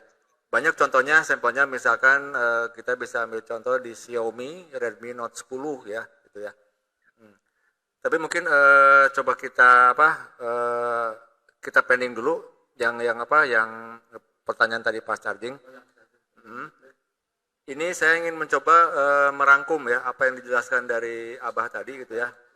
Di sini ada 3 tipe ponsel ya. Tadi Abah sungguh luar biasa menjelaskan ciri-ciri atau karakteristik atau konfigurasi yang namanya rangkaian charging ya Bah ya. Ya. Gitu. Nah, di sini yang menggunakan IC-nya KFN, di mana ciri-cirinya sudah pasti yang namanya switch charging itu ada yang namanya induktor atau L ya. Nah, fisiknya seperti ini ya. Kemudian biasanya juga ada dioda ya Bah ya. Seperti itu. Dan tentunya pasti kapasitor dan resistor ada. Tadi sudah dijelaskan secara gamblang oleh Abah. Ada kapasitor yang paralel dan ada resistor yang memiliki nilainya dia macam-macam ya. Jadi untuk switch charger ada induktor, ada dioda. Nah, cuman diodanya itu mesti kita kenalin apakah diodanya itu dioda paralel atau dioda seri. Nah, contohnya diodanya pun apakah dia teman-teman harus tahu apakah dipasang di output IC switch charger ataupun pasang di input. Rata-rata biasanya dipasang di output ya Bah ya. Ya, seperti itu. Nah, ini contohnya di Oppo A1K, ini sebuah diodanya yang dipasang paralel ya, seperti itu. Kemudian saya buka di Redmi A1 ya. Nah, ciri-ciri switch charger juga di sini dilihat dari konfigurasi atau rangkaiannya juga sudah terlihat ya di sini L-nya ada. Kemudian di sini juga diodanya juga ada. Nah, namun kalau kita perhatikan di sini kedua dioda ini dipastikan dia dipasangnya paralel. Ya, paralel ke ground salah satunya. Dan ini kalau kita perhatikan ada yang dipasang di input jalur pibat dan ada yang dipasang di jalur output di jalur PCIe seperti ini. Dan dua-duanya dipasang dioda ISD ya yang paralel ke ground. Dan satu lagi di Oppo F9 ya. Nah, di Oppo F9 ini kita jelas syaratnya di sini ada L atau induktor. Nah, ini modelnya seperti ini ya. Tadi kalau di Redmi A1 dan di Oppo A1K modelnya L batang seperti ini ya gitu ya. Tapi kalau di Oppo F9 seperti ini gitu ya. Dan ada juga diodanya. Nah, namun kalau kita perhatikan hati-hati dengan dioda yang seperti ini ya, Pak ya. Ya. Gitu yang tadi dijelaskan sama Abah, ini diodanya dipasang seri ya. Seperti itu. Berarti kalau dipasang seri kedua kakinya tidak ada yang nilainya itu ground ya, seperti itu. Dan ini lebih sifatnya itu adalah menyearahkan. Jadi di sini sebagai contoh jalur P battery set dia masuk juga ke kaki switch charger, kemudian dia otomatis diarahkan sehingga berubah jadi PPH power. Begini Kang Budi, biasanya ya kalau yang untuk dioda yang langsung dari VBAT ke PPH power itu ada dua kondisi Kang. Ya. Kalau biasanya baterainya penuh maka VBAT akan bisa langsung menjadi PPH power. Betul. Nah, ya. pada saat posisi charging dia Ya. akan ngeblok ya, ke betul. VBAT-nya langsung, tapi akan masuk ke internal IC backing-nya dulu, gitu kan Betul. prosesnya. Ya. Jadi kalau yang tadi dijelaskan sama Abah, lihat dulu kondisinya. Kalau Ya. untuk switch charger, ini bukan berarti mentang-mentang P battery set langsung berubah jadi PPH power, kemudian PPH power juga berubah jadi P battery set. Beda ya, beda betul. kondisi. Harus lihat posisi. Nah, kalau PPH power ke sini pasti diblok ya. Ya. Nah, di kaki katodanya ya, Bah ya? Ya, Di blok gitu. Fungsinya dia memblok. Tapi kalau di kaki anodnya dia mengarahkan arus seperti itu. Nah, itu ciri-ciri tersebut wajib teman-teman pahami. Dan satu hal lagi, tidak hanya lilitan, kemudian diodanya yang dipastikan teman-teman harus paham apakah seri atau paralel. Dan satu lagi yang perlu diingatkan kembali adalah kapasitor bootstrap. Nah, yang seperti ini ya. Si fly itu lebih. Ya, seperti itu ya. Dimana kapasitor ini kedua kakinya tidak ada yang terhubung ke ground ya, seperti itu. Itu mungkin rangkuman dari rangkaian switch charger. Nanti akan nyambung dengan kita masuk ke IC charger yang jenisnya BGA, yaitu yang disebut dengan yang ini ya, SM5451. Ini adalah jenis IC switch charger, namun jenis packagingnya adalah BGA dan disebut juga dengan IF PMIC. Kita langsung buka skemanya ya, Pak ya. Ya, ini maaf. SM5714 Bah. Kalau yang SM5451 ini direct charger. Ini bisa nyambung juga ke fast charging nanti ya. Ya, gitu ya. Nah, ini SM5714 ini IC switch chargernya. Kita lihat dulu secara fisik ya. Ciri-ciri komponennya ya. Jelas di sini terlihat ada induktornya. Ini ya, Bah ya. Ini induktornya, ini ada diodanya. Ini pasti dipastikan diodanya kalau kita tebak-tebakan nih pasti diodanya paralel ya, Bah ya. Seperti itu. Nah, kemudian nanti kita cari apakah dia ada kapasitor bootstrapnya atau chevrolet gitu ya. Nah, untuk memastikannya sudah mengenal ciri-ciri komponennya, mana induktornya, mana dioda dan seterusnya. Sekarang kita coba buka di skemanya ya. Gitu. Tentang si IF PMIC itu berarti mungkin masuk ke bahasan yang baru ya, Bah ya. Ya. Betul. Switch charger dengan jenisnya IF PMIC. Kita buka skematiknya di Samsung. Ini A53 5G ya.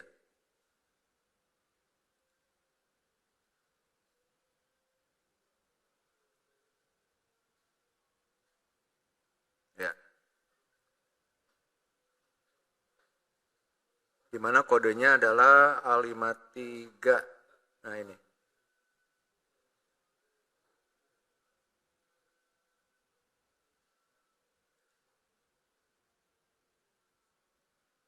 Tadi disebutkan kode komponennya U6000 sekian kalau nggak salah ya. Nah, ini. Atau kita buka skematiknya utuh aja ya.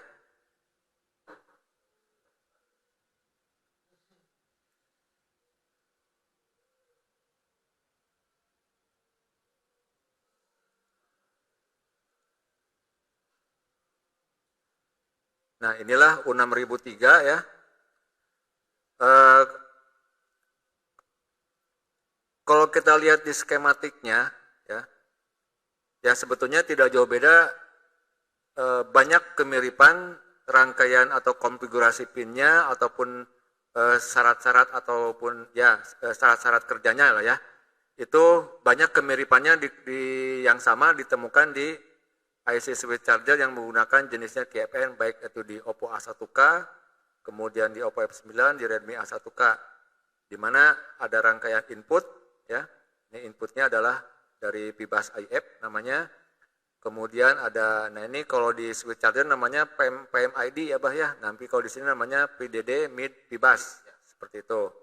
Di mana polanya ini adalah ada sebuah kapasitor sebagai penanda aja nih kayaknya Bah ya. Kalau misalkan Pibasnya masuk, cirinya kalau misalkan sudah masuk bisa kita ukur di sini. Ya, untuk apa? Untuk referensi patokan seperti itu ya. Nah, kemudian apakah di sini ada interrupt-nya, apakah ada enable-nya, kemudian I2C-nya gitu ya. Seperti itu. Untuk interrupt-nya ini juga saya langsung ya mencoba melihat gitu ya. Di sini ada namanya, nah ini IF PMIC INT ya. INTB. Nusa Tenggara Barat ya. Nah, ini sudah dipastikan untuk interrupt-nya ada di kaki pin G7. Nah, sementara yang ini tipe C interrupt ya di kaki D7. Ini juga mesti diperhatikan juga ya di sini, di mana kedua jalur tersebut di sini terhubung dengan resistor pull up R6005 dan R6006. Cuman di sini sayang tidak diinformasikan berapa nilai si resistor tersebut. Seperti itu. Nah, ini interrupt-nya, kemudian coba kita cari apakah ada enable gitu ya. Enable-nya ya. Nah, kemudian nah ini ada juga jalur I2C-nya ya. Di sini jalur I2C-nya itu ada, saya lihat ada dua ini ya. Dua rangkaian. Yang pertama IF PMIC SDA 1P8 yang berpasangan dengan IF PMIC SDA 1P8 dan CC SDA 1P8. Tetapi sepertinya yang berkaitan dengan komunikasi untuk mengenai start stop chargingnya di jalurnya IF PMIC SCL dan SDA. Ini pastinya kalau kita tracking akan terhubung dengan SOC ya, seperti itu. Karena tadi sebelumnya dijelaskan baik di Oppo A1K ataupun di Oppo F9 ada jalur I2C yang berkomunikasi antara switch charging dengan SOC. Nah, cuman di sini bisa kita ini perhatikan di jalur IF PMIC yang SCL dan SDA seperti itu. Jadi interrupt-nya sudah ada, kemudian jalur I2C-nya. Kemudian, nah ini di jalur output-nya ya.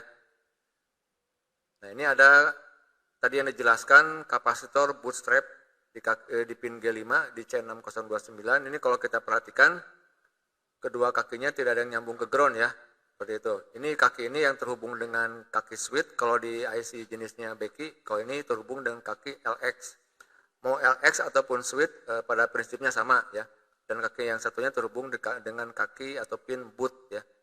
Seperti itu. Ini juga untuk buat naikin nanti kaitannya dengan PWM pulse width ya, PWM, ya, high pulse and low. Ya. Pulse width modulation gitu ya. Jadi nanti di sini ada tegangan yang melebihi tegangan input gitu ya di kaki yang terhubung dengan boot. Nah di sini tegangannya akan keluar yang normalnya berbanding lurus dengan tegangan input PIBAT ataupun PPH power seperti itu ya. Itu.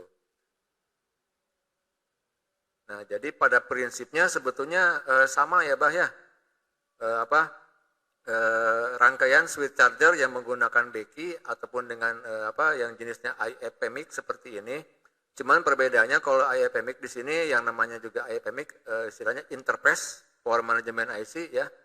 Di sini ada fungsi tambahan ya di si IF PMIC ini. Kalau biasanya kalau yang switch charger hanya murni buat proses charging input PIBAS dan proses konversi dari PIBAT menjadi PCS ataupun jadi PPH power. Sementara kalau di IF PMIC di sini ada fungsi tambahan, salah satunya di sini untuk lampu flash ya, Pak ya. Seperti itu. Nah, ini salah satunya yang kita lihat gitu ya. Dan selebihnya di sini si IPMIC juga di sini sebagai transit untuk jalur data ya. Ini USB D+ dan D- ya. Dan MUIC DP dan MUIC DN seperti itu. Dan di sini karena tipenya adalah USB Type C untuk si Samsung ini, di sini ada CC1, CC2. Ini singkatannya kalau nggak salah constant current ya, Bah ya. Ya, constant current-nya. Constant current-nya ya, arus konstannya ya, betul. Dan di sini ada SBU ya, secondary bus ini ya, gitu. Nah, jadi bedanya kalau IPMIC ini di sini ada beberapa fungsi tambahan lah, tidak murni switch charging seperti itu. Konsep Silakan. interface PMIC, konsep interface PMIC ini sebetulnya tidak lain adalah penggabungan regulator-regulator yang sifatnya untuk driver, Kang. Ya, betul. driver ke rangkaian. Jadi dia kumpulan regulator yang diintegratedkan di dalam satu IC. Betul ya. Boleh ke lampu, boleh ke LCD, boleh ke charging, betul. ya. Kemudian untuk audio amplifier juga. Nah, biasanya terintegrated ada di sini. Gitu. Biasanya kalau IPMIC itu kalau di Qualcomm contohnya kayak PMI ya, Pak Ya, PMI, ya PMI. Manajemen IC Ya. itu banyak ditemukan lah ya. Ini Seri-serinya. tujuannya mostly ya kebanyakan itu adalah untuk interface. Makanya disebutkan di sana interface power management IC. Ya. Nah, ini sering banyak terjadi. Kalau di istilah dulu namanya mini power juga, Kang. Betul, mini Ya, power. Setuju ini saya juga, Pak. ya mini power. Ini power source yang tahap pertama yang Betul. bertugas selain mengubah tegangan baterai menjadi PPH power atau volt system atau untuk modal ke regulator-regulator lainnya, juga sebagai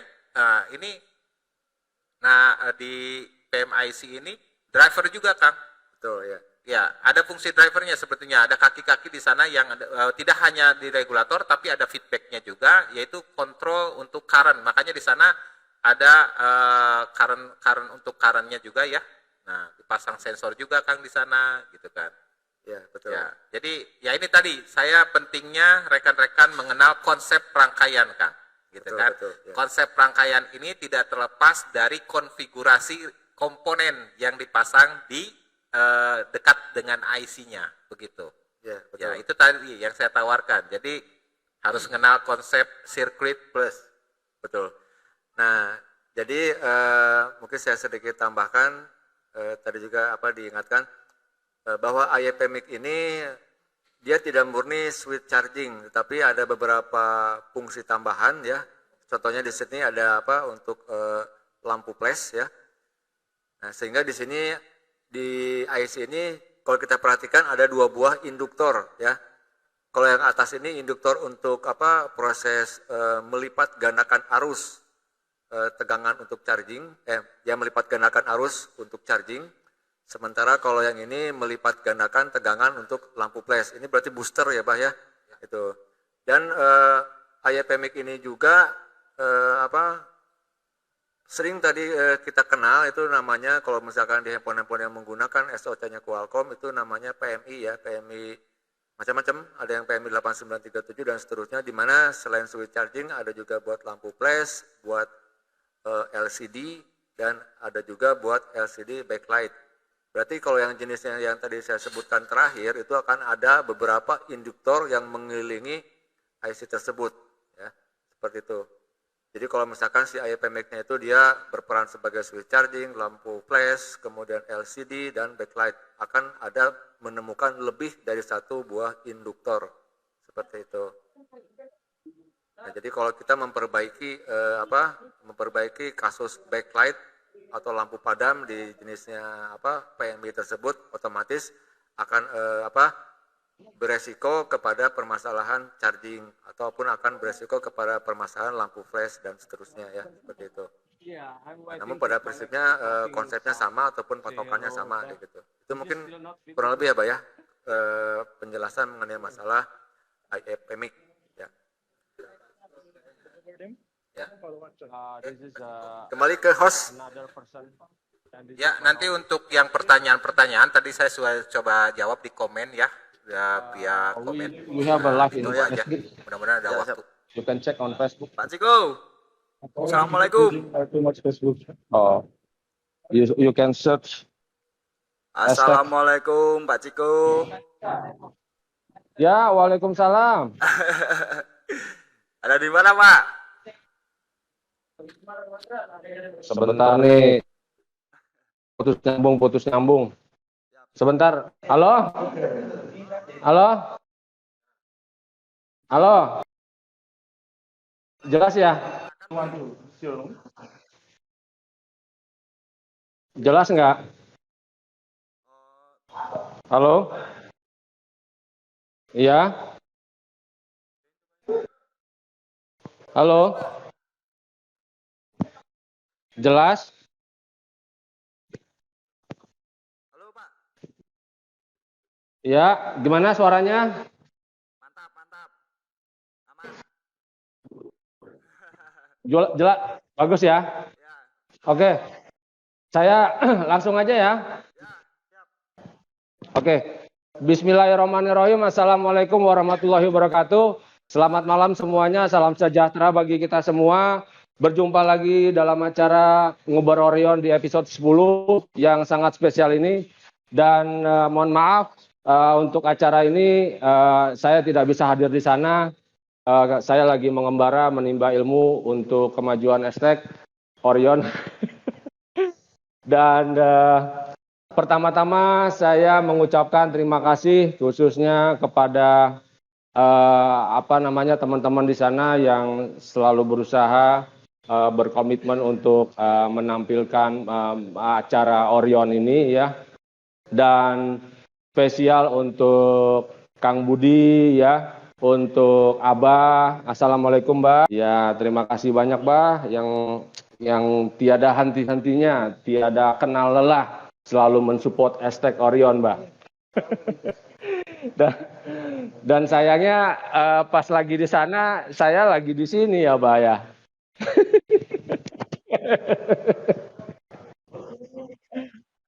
Iya. Oke, di sini kunjungan saya kali ini sebenarnya salah satunya adalah mempromosikan Estek Orion di Akademi India di kota Bangalore ya. Dan kebetulan Bangalore ini ada banyak sekali institut di sini ya. Dan kebetulan saya berkesempatan untuk bertemu dengan para master India di sini. Tadi namanya sangat India sekali ya. Saya juga mungkin agak-agak lupa. Jadi mungkin sekedar say hello saja. Oke, di sini ada Mr. Sangkir. Sorry sir, this is I'm live on a podcast and Mr. Sangkir is the best for the master iPhone in India. Yeah, from Indonesia.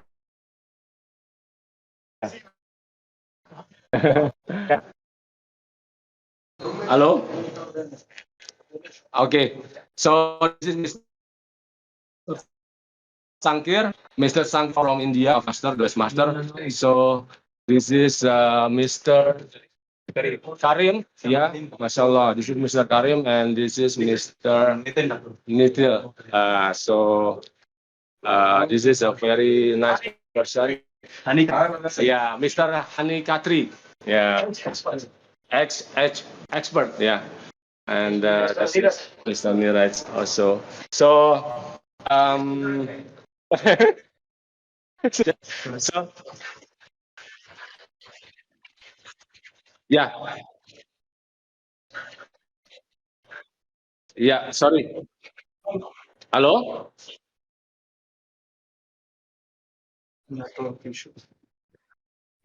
Wait. Halo? Halo? Halo? Ya, sorry. Nyambung. Oke. Ya, itu tadi saya perkenalan kedengaran ya, Kang? Oke. Ya, itu sekitar ada 6 master di sini. Memang kebanyakan iPhone ya. Sebenarnya tadi saya udah ketemu salah satu lagi Master Niki Goya ya.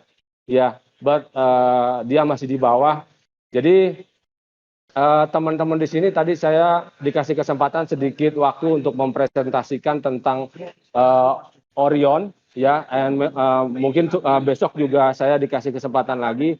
Dan tadi pun sore, walaupun waktunya sangat singkat, mereka itu sangat surprise sekali. Ternyata ada ya tools yang sebagus dan secanggih ini gitu loh. Dan selama ini mereka hanya taunya tools yang di sebelah sana. Dan waktu saya ajukan pertanyaan, apakah Aztec skematik atau Orion ini beda? Mereka jelas tentu ini sangat beda. Dan skematik kamu adalah sangat-sangat advance seperti itu. Dan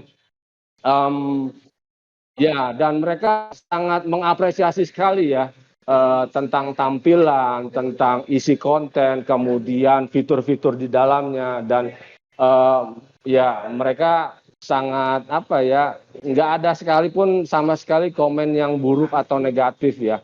Dan ada sedikit masukan-masukan, tapi berbentuk mungkin fitur-fitur yang mereka minta di dalamnya gitu, seperti itu. Seperti itu, Kang. Kang, mungkin ada pertanyaan, Kang? Alhamdulillah, for me, no problem ya.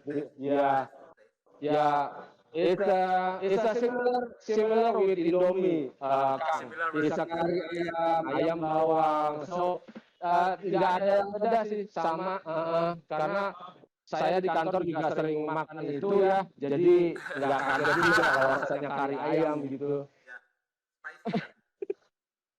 Spicy juga nggak spicy-nya mereka aneh. Kalau kita kan spicy-nya benar-benar cabai rawit. Kalau mereka kan spicy-nya kan cuma spicy apa sih namanya, lada gitu-gitu ya.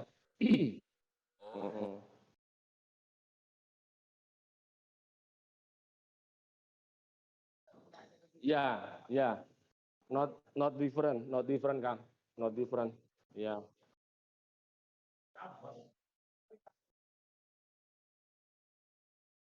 Ya, sebenarnya tadi saya nungguin masih di institutnya Mr. Ali, cuman Mr. Ali juga tadi harus jemput tamunya lagi, dan kita move to hotel. Jadi ya ini alhamdulillah saya masih dapat koneksi WiFi, jadi bisa say hello buat teman-teman di sana.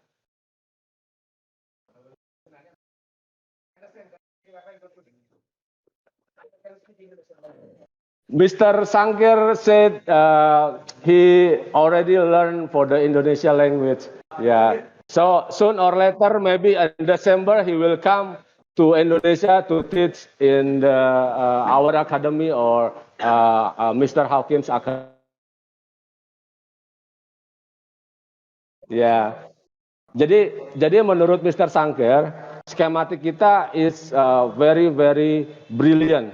So sangat berbeda dengan yang lain. Jadi beliau sangat spek sekali, antusias, dan sebelumnya beliau ini sering ditawari yang lain ya, seperti yang di kita atau yang dari Cina ya, cuman beliau tidak mau pakai. Tapi begitu tadi saya kasih lihat present, dia sangat antusias dan akan memakainya untuk mengajarkan ke murid-muridnya atau ke student-studentnya.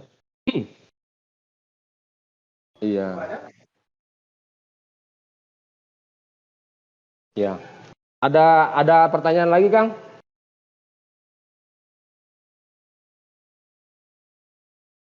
Abang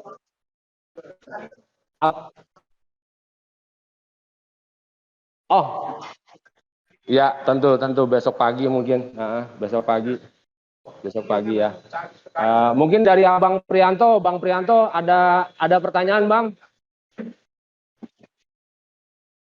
Iya, saya juga lupa tadi ngucapin terima kasih buat siapa namanya, abangku Bang Prianto, guruku ya, yang meluangkan waktu untuk bisa gabung di acara Nguber Orion, Bang Prianto.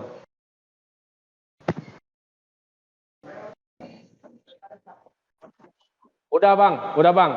Bang Prianto ada mau pertanyaan nggak, Bang? Tuh ada masternya tuh.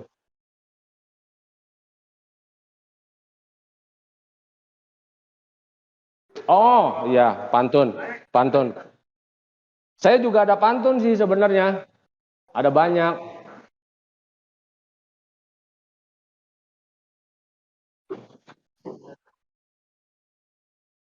Oke, mantap.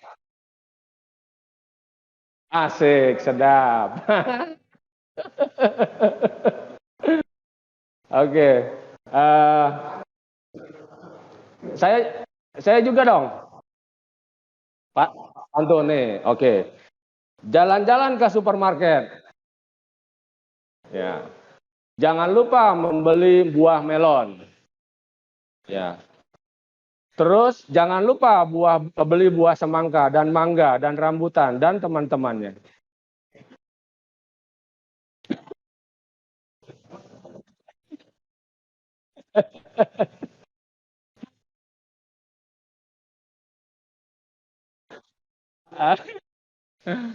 Ya, oke. Eh, ada pertanyaan lagi dari Kang Budi, atau dari Abah lagi? Udah ya, cukup ya. Ya, ya itu Pak Aas ya.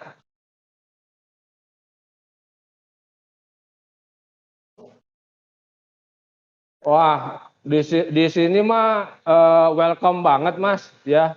Terutama pada saat saya present XC Orion ya. Jadi pertama-tama mereka itu pada kaget gitu. Kok ada tools yang sebagus ini gitu. Sedangkan selama ini mereka nggak tahu gitu. Dan trainer-trainer di sini pun nggak bakalan malu dan pede untuk menggunakan dalam metode pengajaran mereka kepada murid-muridnya gitu. Jadi ada beberapa masukan memang, salah satunya adalah tentang mengukur sebelum before power on, yang itu loh, yang voltage parametrik. Jadi menurut mereka kategori itu sangat membantu untuk menganalisa gitu. Ya, terus ada lagi masukan apa tadi ya dari kategori, oh itu value kapasitor dan resistor di seputaran CPU. Ya, saya sih udah bilang ke mereka memang we are under making this one for the category. Jadi ya ditunggu aja. Mungkin nanti buat Pak Budi bisa ngebantu merealisasikan segera.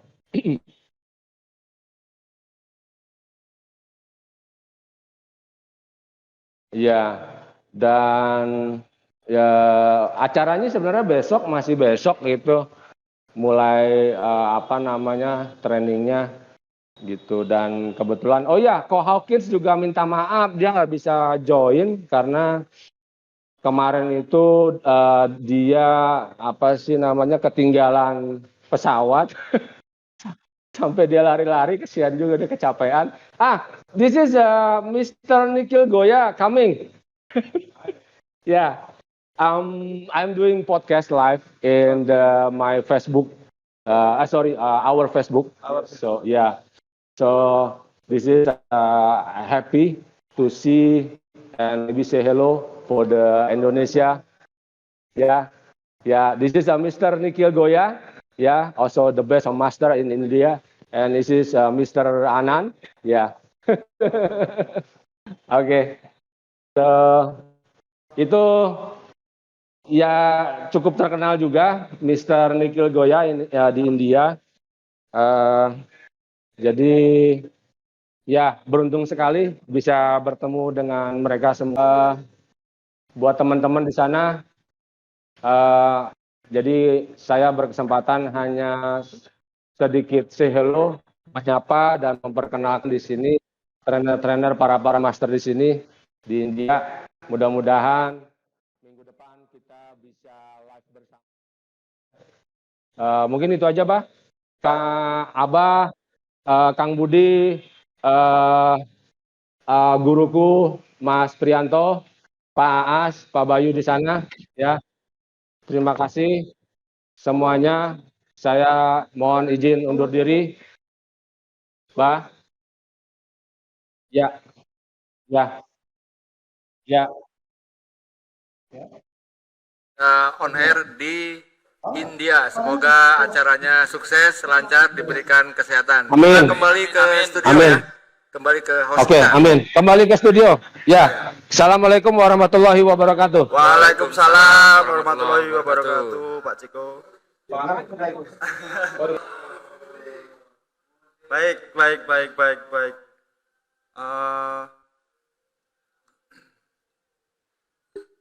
Mungkin ada yang mau ditambahkan lagi, Pak Budi?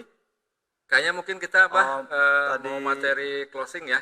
Materi materi closing, tadi ya, ada pertanyaan mengenai masalah fast charging ya. Baik. Ya. Monggo, silakan. Ya, langsung saja mungkin ya. Langsung saja. Untuk fast charging, yang pertama kita perlu samakan persepsinya adalah fast charging itu akan untuk intinya fast charging itu hanya ada di jenis USB-nya itu adalah Type C, bukan begitu ya Pak ya? Type C, mau dia serinya 2.0 ataupun 3.0 ataupun 3.1. Yang jelas fast charging itu tidak akan terjadi prosesnya di micro USB. Nah, itu yang pertama yang mesti kita samakan persepsi. Nah, kemudian untuk contoh-contoh handphonenya pasti teman-teman sudah tahu, cari aja handphonenya yang menggunakan tipenya USB Type C. Yang jadi pertanyaan mungkin yang mana IC-nya, kemudian ciri-cirinya seperti apa ya Pak ya? Gitu. Nah, di sini saya membuka dua sampel ya. Yang pertama di sini ada Redmi Note 10, sebutannya adalah Mojito dan Samsung A53 5G ya, gitu. Untuk A53 5G di skematik sudah dijelaskan. A53 Oke ya, saya ulangi kembali. Di sini saya sudah menyiapkan dua sampel untuk yang jenis smartphone yang support dengan fast charging. Dengan ciri-cirinya dia jenis USB-nya menggunakan Type C ya. Yaitu yang pertama Redmi Note 10 Mojito. Di sini saya sudah memanggil guideline-nya, skematiknya dan layout-nya, dan A53 5G. Berikut guideline-nya, skematiknya dan layout-nya. Bang Prianto jangan lupa nanti ikut komentar ya masalah fast charging. Jangan bertanya, tapi memberikan masukan, Betul. menambahkan, bukan gitu ya Pak ya? Ya, Monggo. menambahkan mungkin apa yang perlu dilengkapi ini ya. Untuk di konfigurasi rangkaiannya, di sini saya sudah di kategori integrated circuit di Samsung A53 5G ini. Untuk si IC fast charging-nya itu adalah kodenya SM5451 ya. Tentunya jenis IC-nya adalah BGA. Setahu saya untuk IC fast charging pasti BGA ya Pak ya, jarang yang KFN ya. Seperti itu ya, BGA ya. Ini contoh kode seri IC-nya adalah SM5451 di mana di skematik dijelaskan kode komponennya adalah U6002, kemudian dijelaskan juga di atas itu adalah direct charger. Seperti itu. Oke, yang layoutnya saya coba close dulu ya. Nah, kita perhatikan di sini input dan outputnya di IC fast charging ini apakah sama? Nanti kita komparasikan dengan Redmi Note 10. Yang pertama di sini inputnya adalah PBus IF. Nah, PBus IF ini tentunya juga ditemukan di U6003 di IF PMIC. Nah, ini PBus IF. Ini kalau di tracking sudah pasti nyambung ya, karena nama netname-nya sama. Seperti itu ya. Nah, kemudian outputnya, nah di sini sudah dijelaskan nama pinnya Pout, outputnya adalah PBAT SR. PBAT SR ini kalau kita tracking dia sambungannya langsung ke baterai konektor. Nah, ini PBAT SR. Namun di sini ada sebuah resistor. Hati-hati, resistor ini seperti yang pernah dijelaskan sebelumnya disebutnya dengan resistor Sun ya. Ya. Di mana fungsinya dia adalah sebagai mensensor CSP dan nanti pasangannya dengan CSN. Di sini pasangannya dengan baterai kon. Intinya kalau untuk fast charging itu ciri-cirinya kurang lebih seperti itu. Inputnya adalah ada inputan dari USB, namanya Pibas IF, dan outputnya adalah Pibas SR. Ini mau namanya Pibas SR ataupun namanya apa nanti, tapi yang jelas outputnya dia dari IC fast charging langsung ke konektor baterai, seperti itu. Kemudian ciri-ciri yang keduanya biasanya di fast charging ini, nah, di komponennya tidak ada lilitan atau induktor ya, tapi biasanya kita temukan adalah kapasitor yang kedua kakinya yang tentunya yang nyambung dengan IC ini dia tidak memiliki atau tidak nyambung dengan ground. Nah, di sini contohnya ada 4 buah kapasitor C6042 boot 1 ya, C1P, C1P, kemudian C6045 dan C6050. Nanti mungkin sama Abah mungkin ini akan dijelaskan sedikit tentang profil dari kapasitor ini gitu ya. Kalau dari namanya sih inisialnya boot ya, kurang lebih prinsipnya sama dengan bootnya di kapasitor yang ini di switch charger gitu. Nah, jadi konfigurasinya inputnya sama-sama inputnya untuk IC fast charging dan IC switch charger Pibas IF, dan outputnya seperti itu. Kemudian sekarang kita coba di sampel yang kedua, Redmi Note 10 ya. Nah, ini guideline-nya. IC fast charging-nya adalah yang ini ya.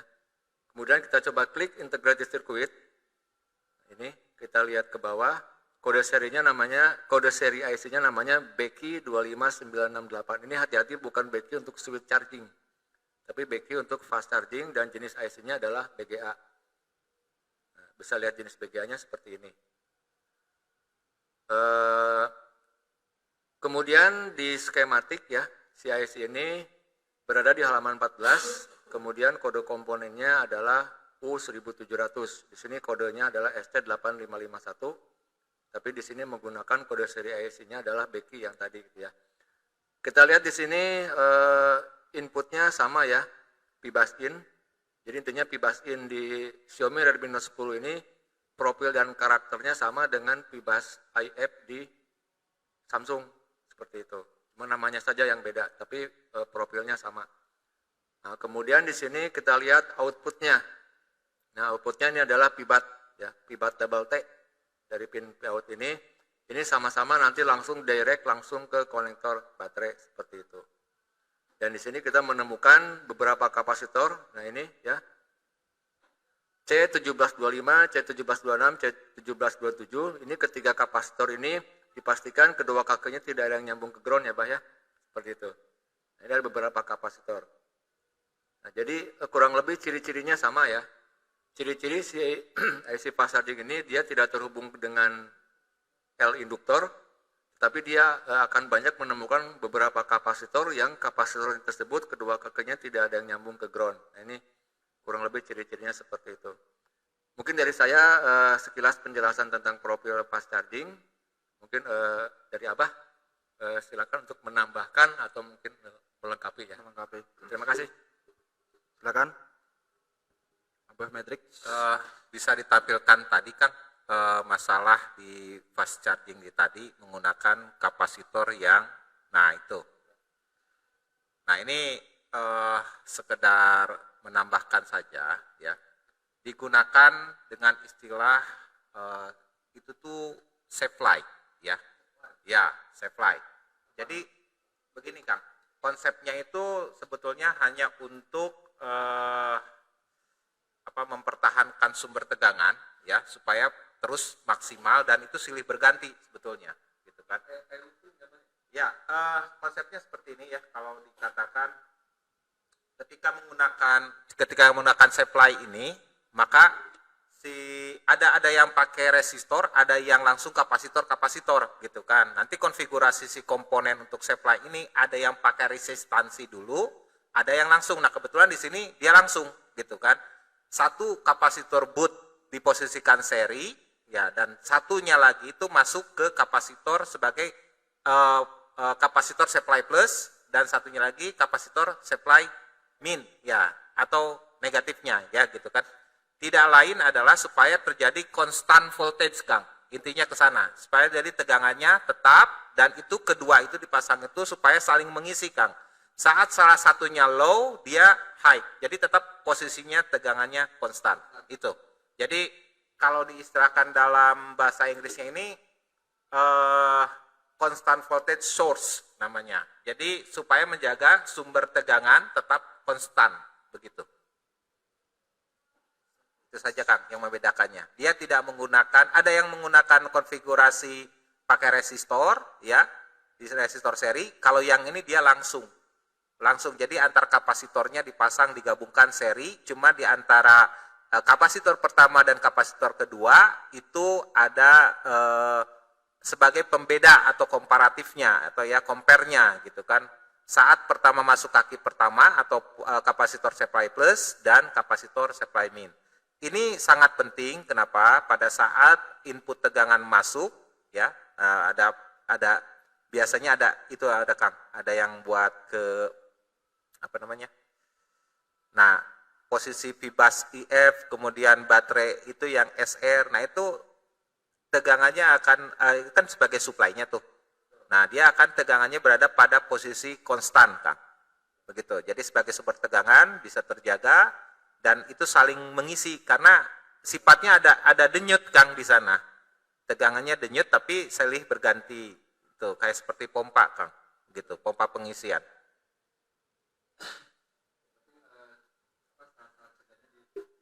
Ya. Nah, ini juga untuk direct charger iRepair ini ya, atau misalkan untuk pengisian di switch charger itu nanti juga harus diimbangi Kang sama sumbernya Kang. Nggak bisa juga kalau misalkan travel chargernya ori, kabelnya tidak ori. Nggak bisa, nanti fast chargingnya nggak bekerja dengan sempurna gitu. Jadi alangkah baiknya kalau misalkan kita ngecek kasus-kasus yang menggunakan fast charging, maka ini harus didukung dengan charger bawaannya, ya karena memang sudah dikalibrasi gitu kan. Ya, jadi perlu diperhatikan juga gitu ya. Fast chargernya, kemudian kabelnya juga karena memang sudah dikalibrasi, artinya resistansi kabelnya juga sudah diukur, sehingga ini kaitannya nanti dengan hukum pengisian atau hukum kolom. Biasanya kalau dibahas bisa lebar ya, gitu. Cuma yaitu tadi Kang Budi sudah menyampaikan bahwa ciri-ciri khas dari rangkaian fast charging selalu menggunakan Type C ya. Tapi kalau kita buka dari handphone sebetulnya ada yang menggunakan konsep ini gitu juga. Tapi di awal pintu sumbernya digunakan multi out transistor. Mudah-mudahan ini jadi bahasan ke depannya. Ya, baik. Mungkin ada tambahan Pak Budi? Bang Brianto ya. Baik. Masih di Discord nggak Bang Brianto?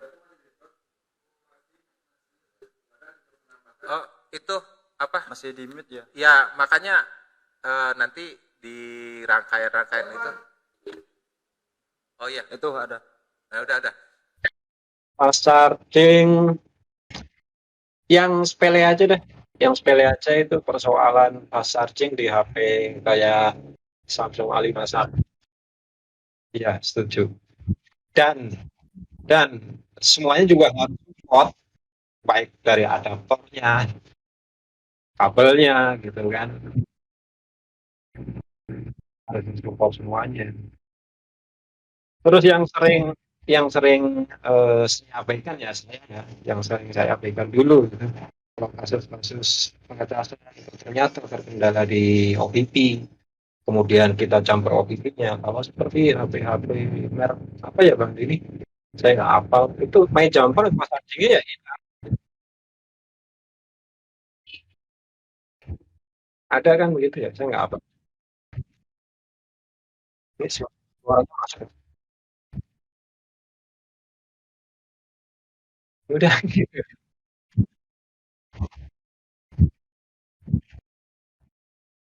Dulu seperti yang tadi Abah Metrik jelaskan, adaptor chargernya ya Bang Prianto ya. Halo. Ya.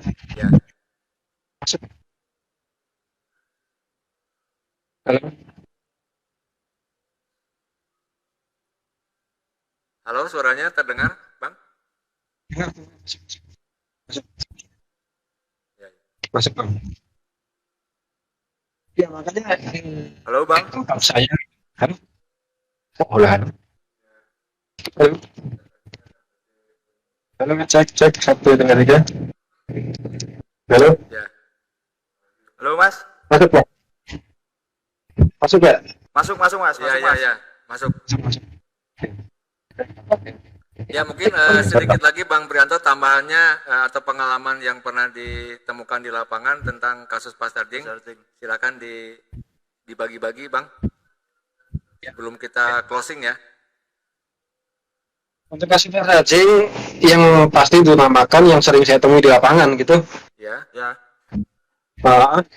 Itu para user nggak paham bahwa ini ada ori atau KW atau OM gitulah ya. Oh, si kabel Itu yang sering saya temuin begitu, nggak terlalu paham.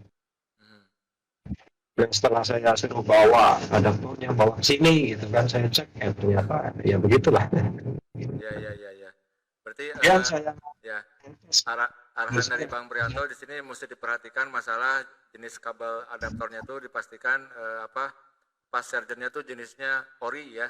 Seperti itu karena akan menentukan proses ininya ya gitu. Oke, terima kasih Bang Prianto ya. Terima kasih Atas berbagi pengalaman dan sudah join di acara live ini gitu ya. Betul. Dan buat mungkin teman-teman pasti tidak atau belum puas ya tentang pembahasan Pak Sarjing ini, tapi mungkin karena waktu kayaknya ya. Betul. Karena waktu yang insya Allah sangat mepet jadi akan kami coba singgung lagi, akan kami coba kupas lagi di tentang episode pembahasan Pak Sarjing di selanjutnya. episode berikutnya. Oke. Saya kembalikan kepada host. Baik, terima kasih Pak Budi dan Mas Prianto ya. Jadi Oke, aman.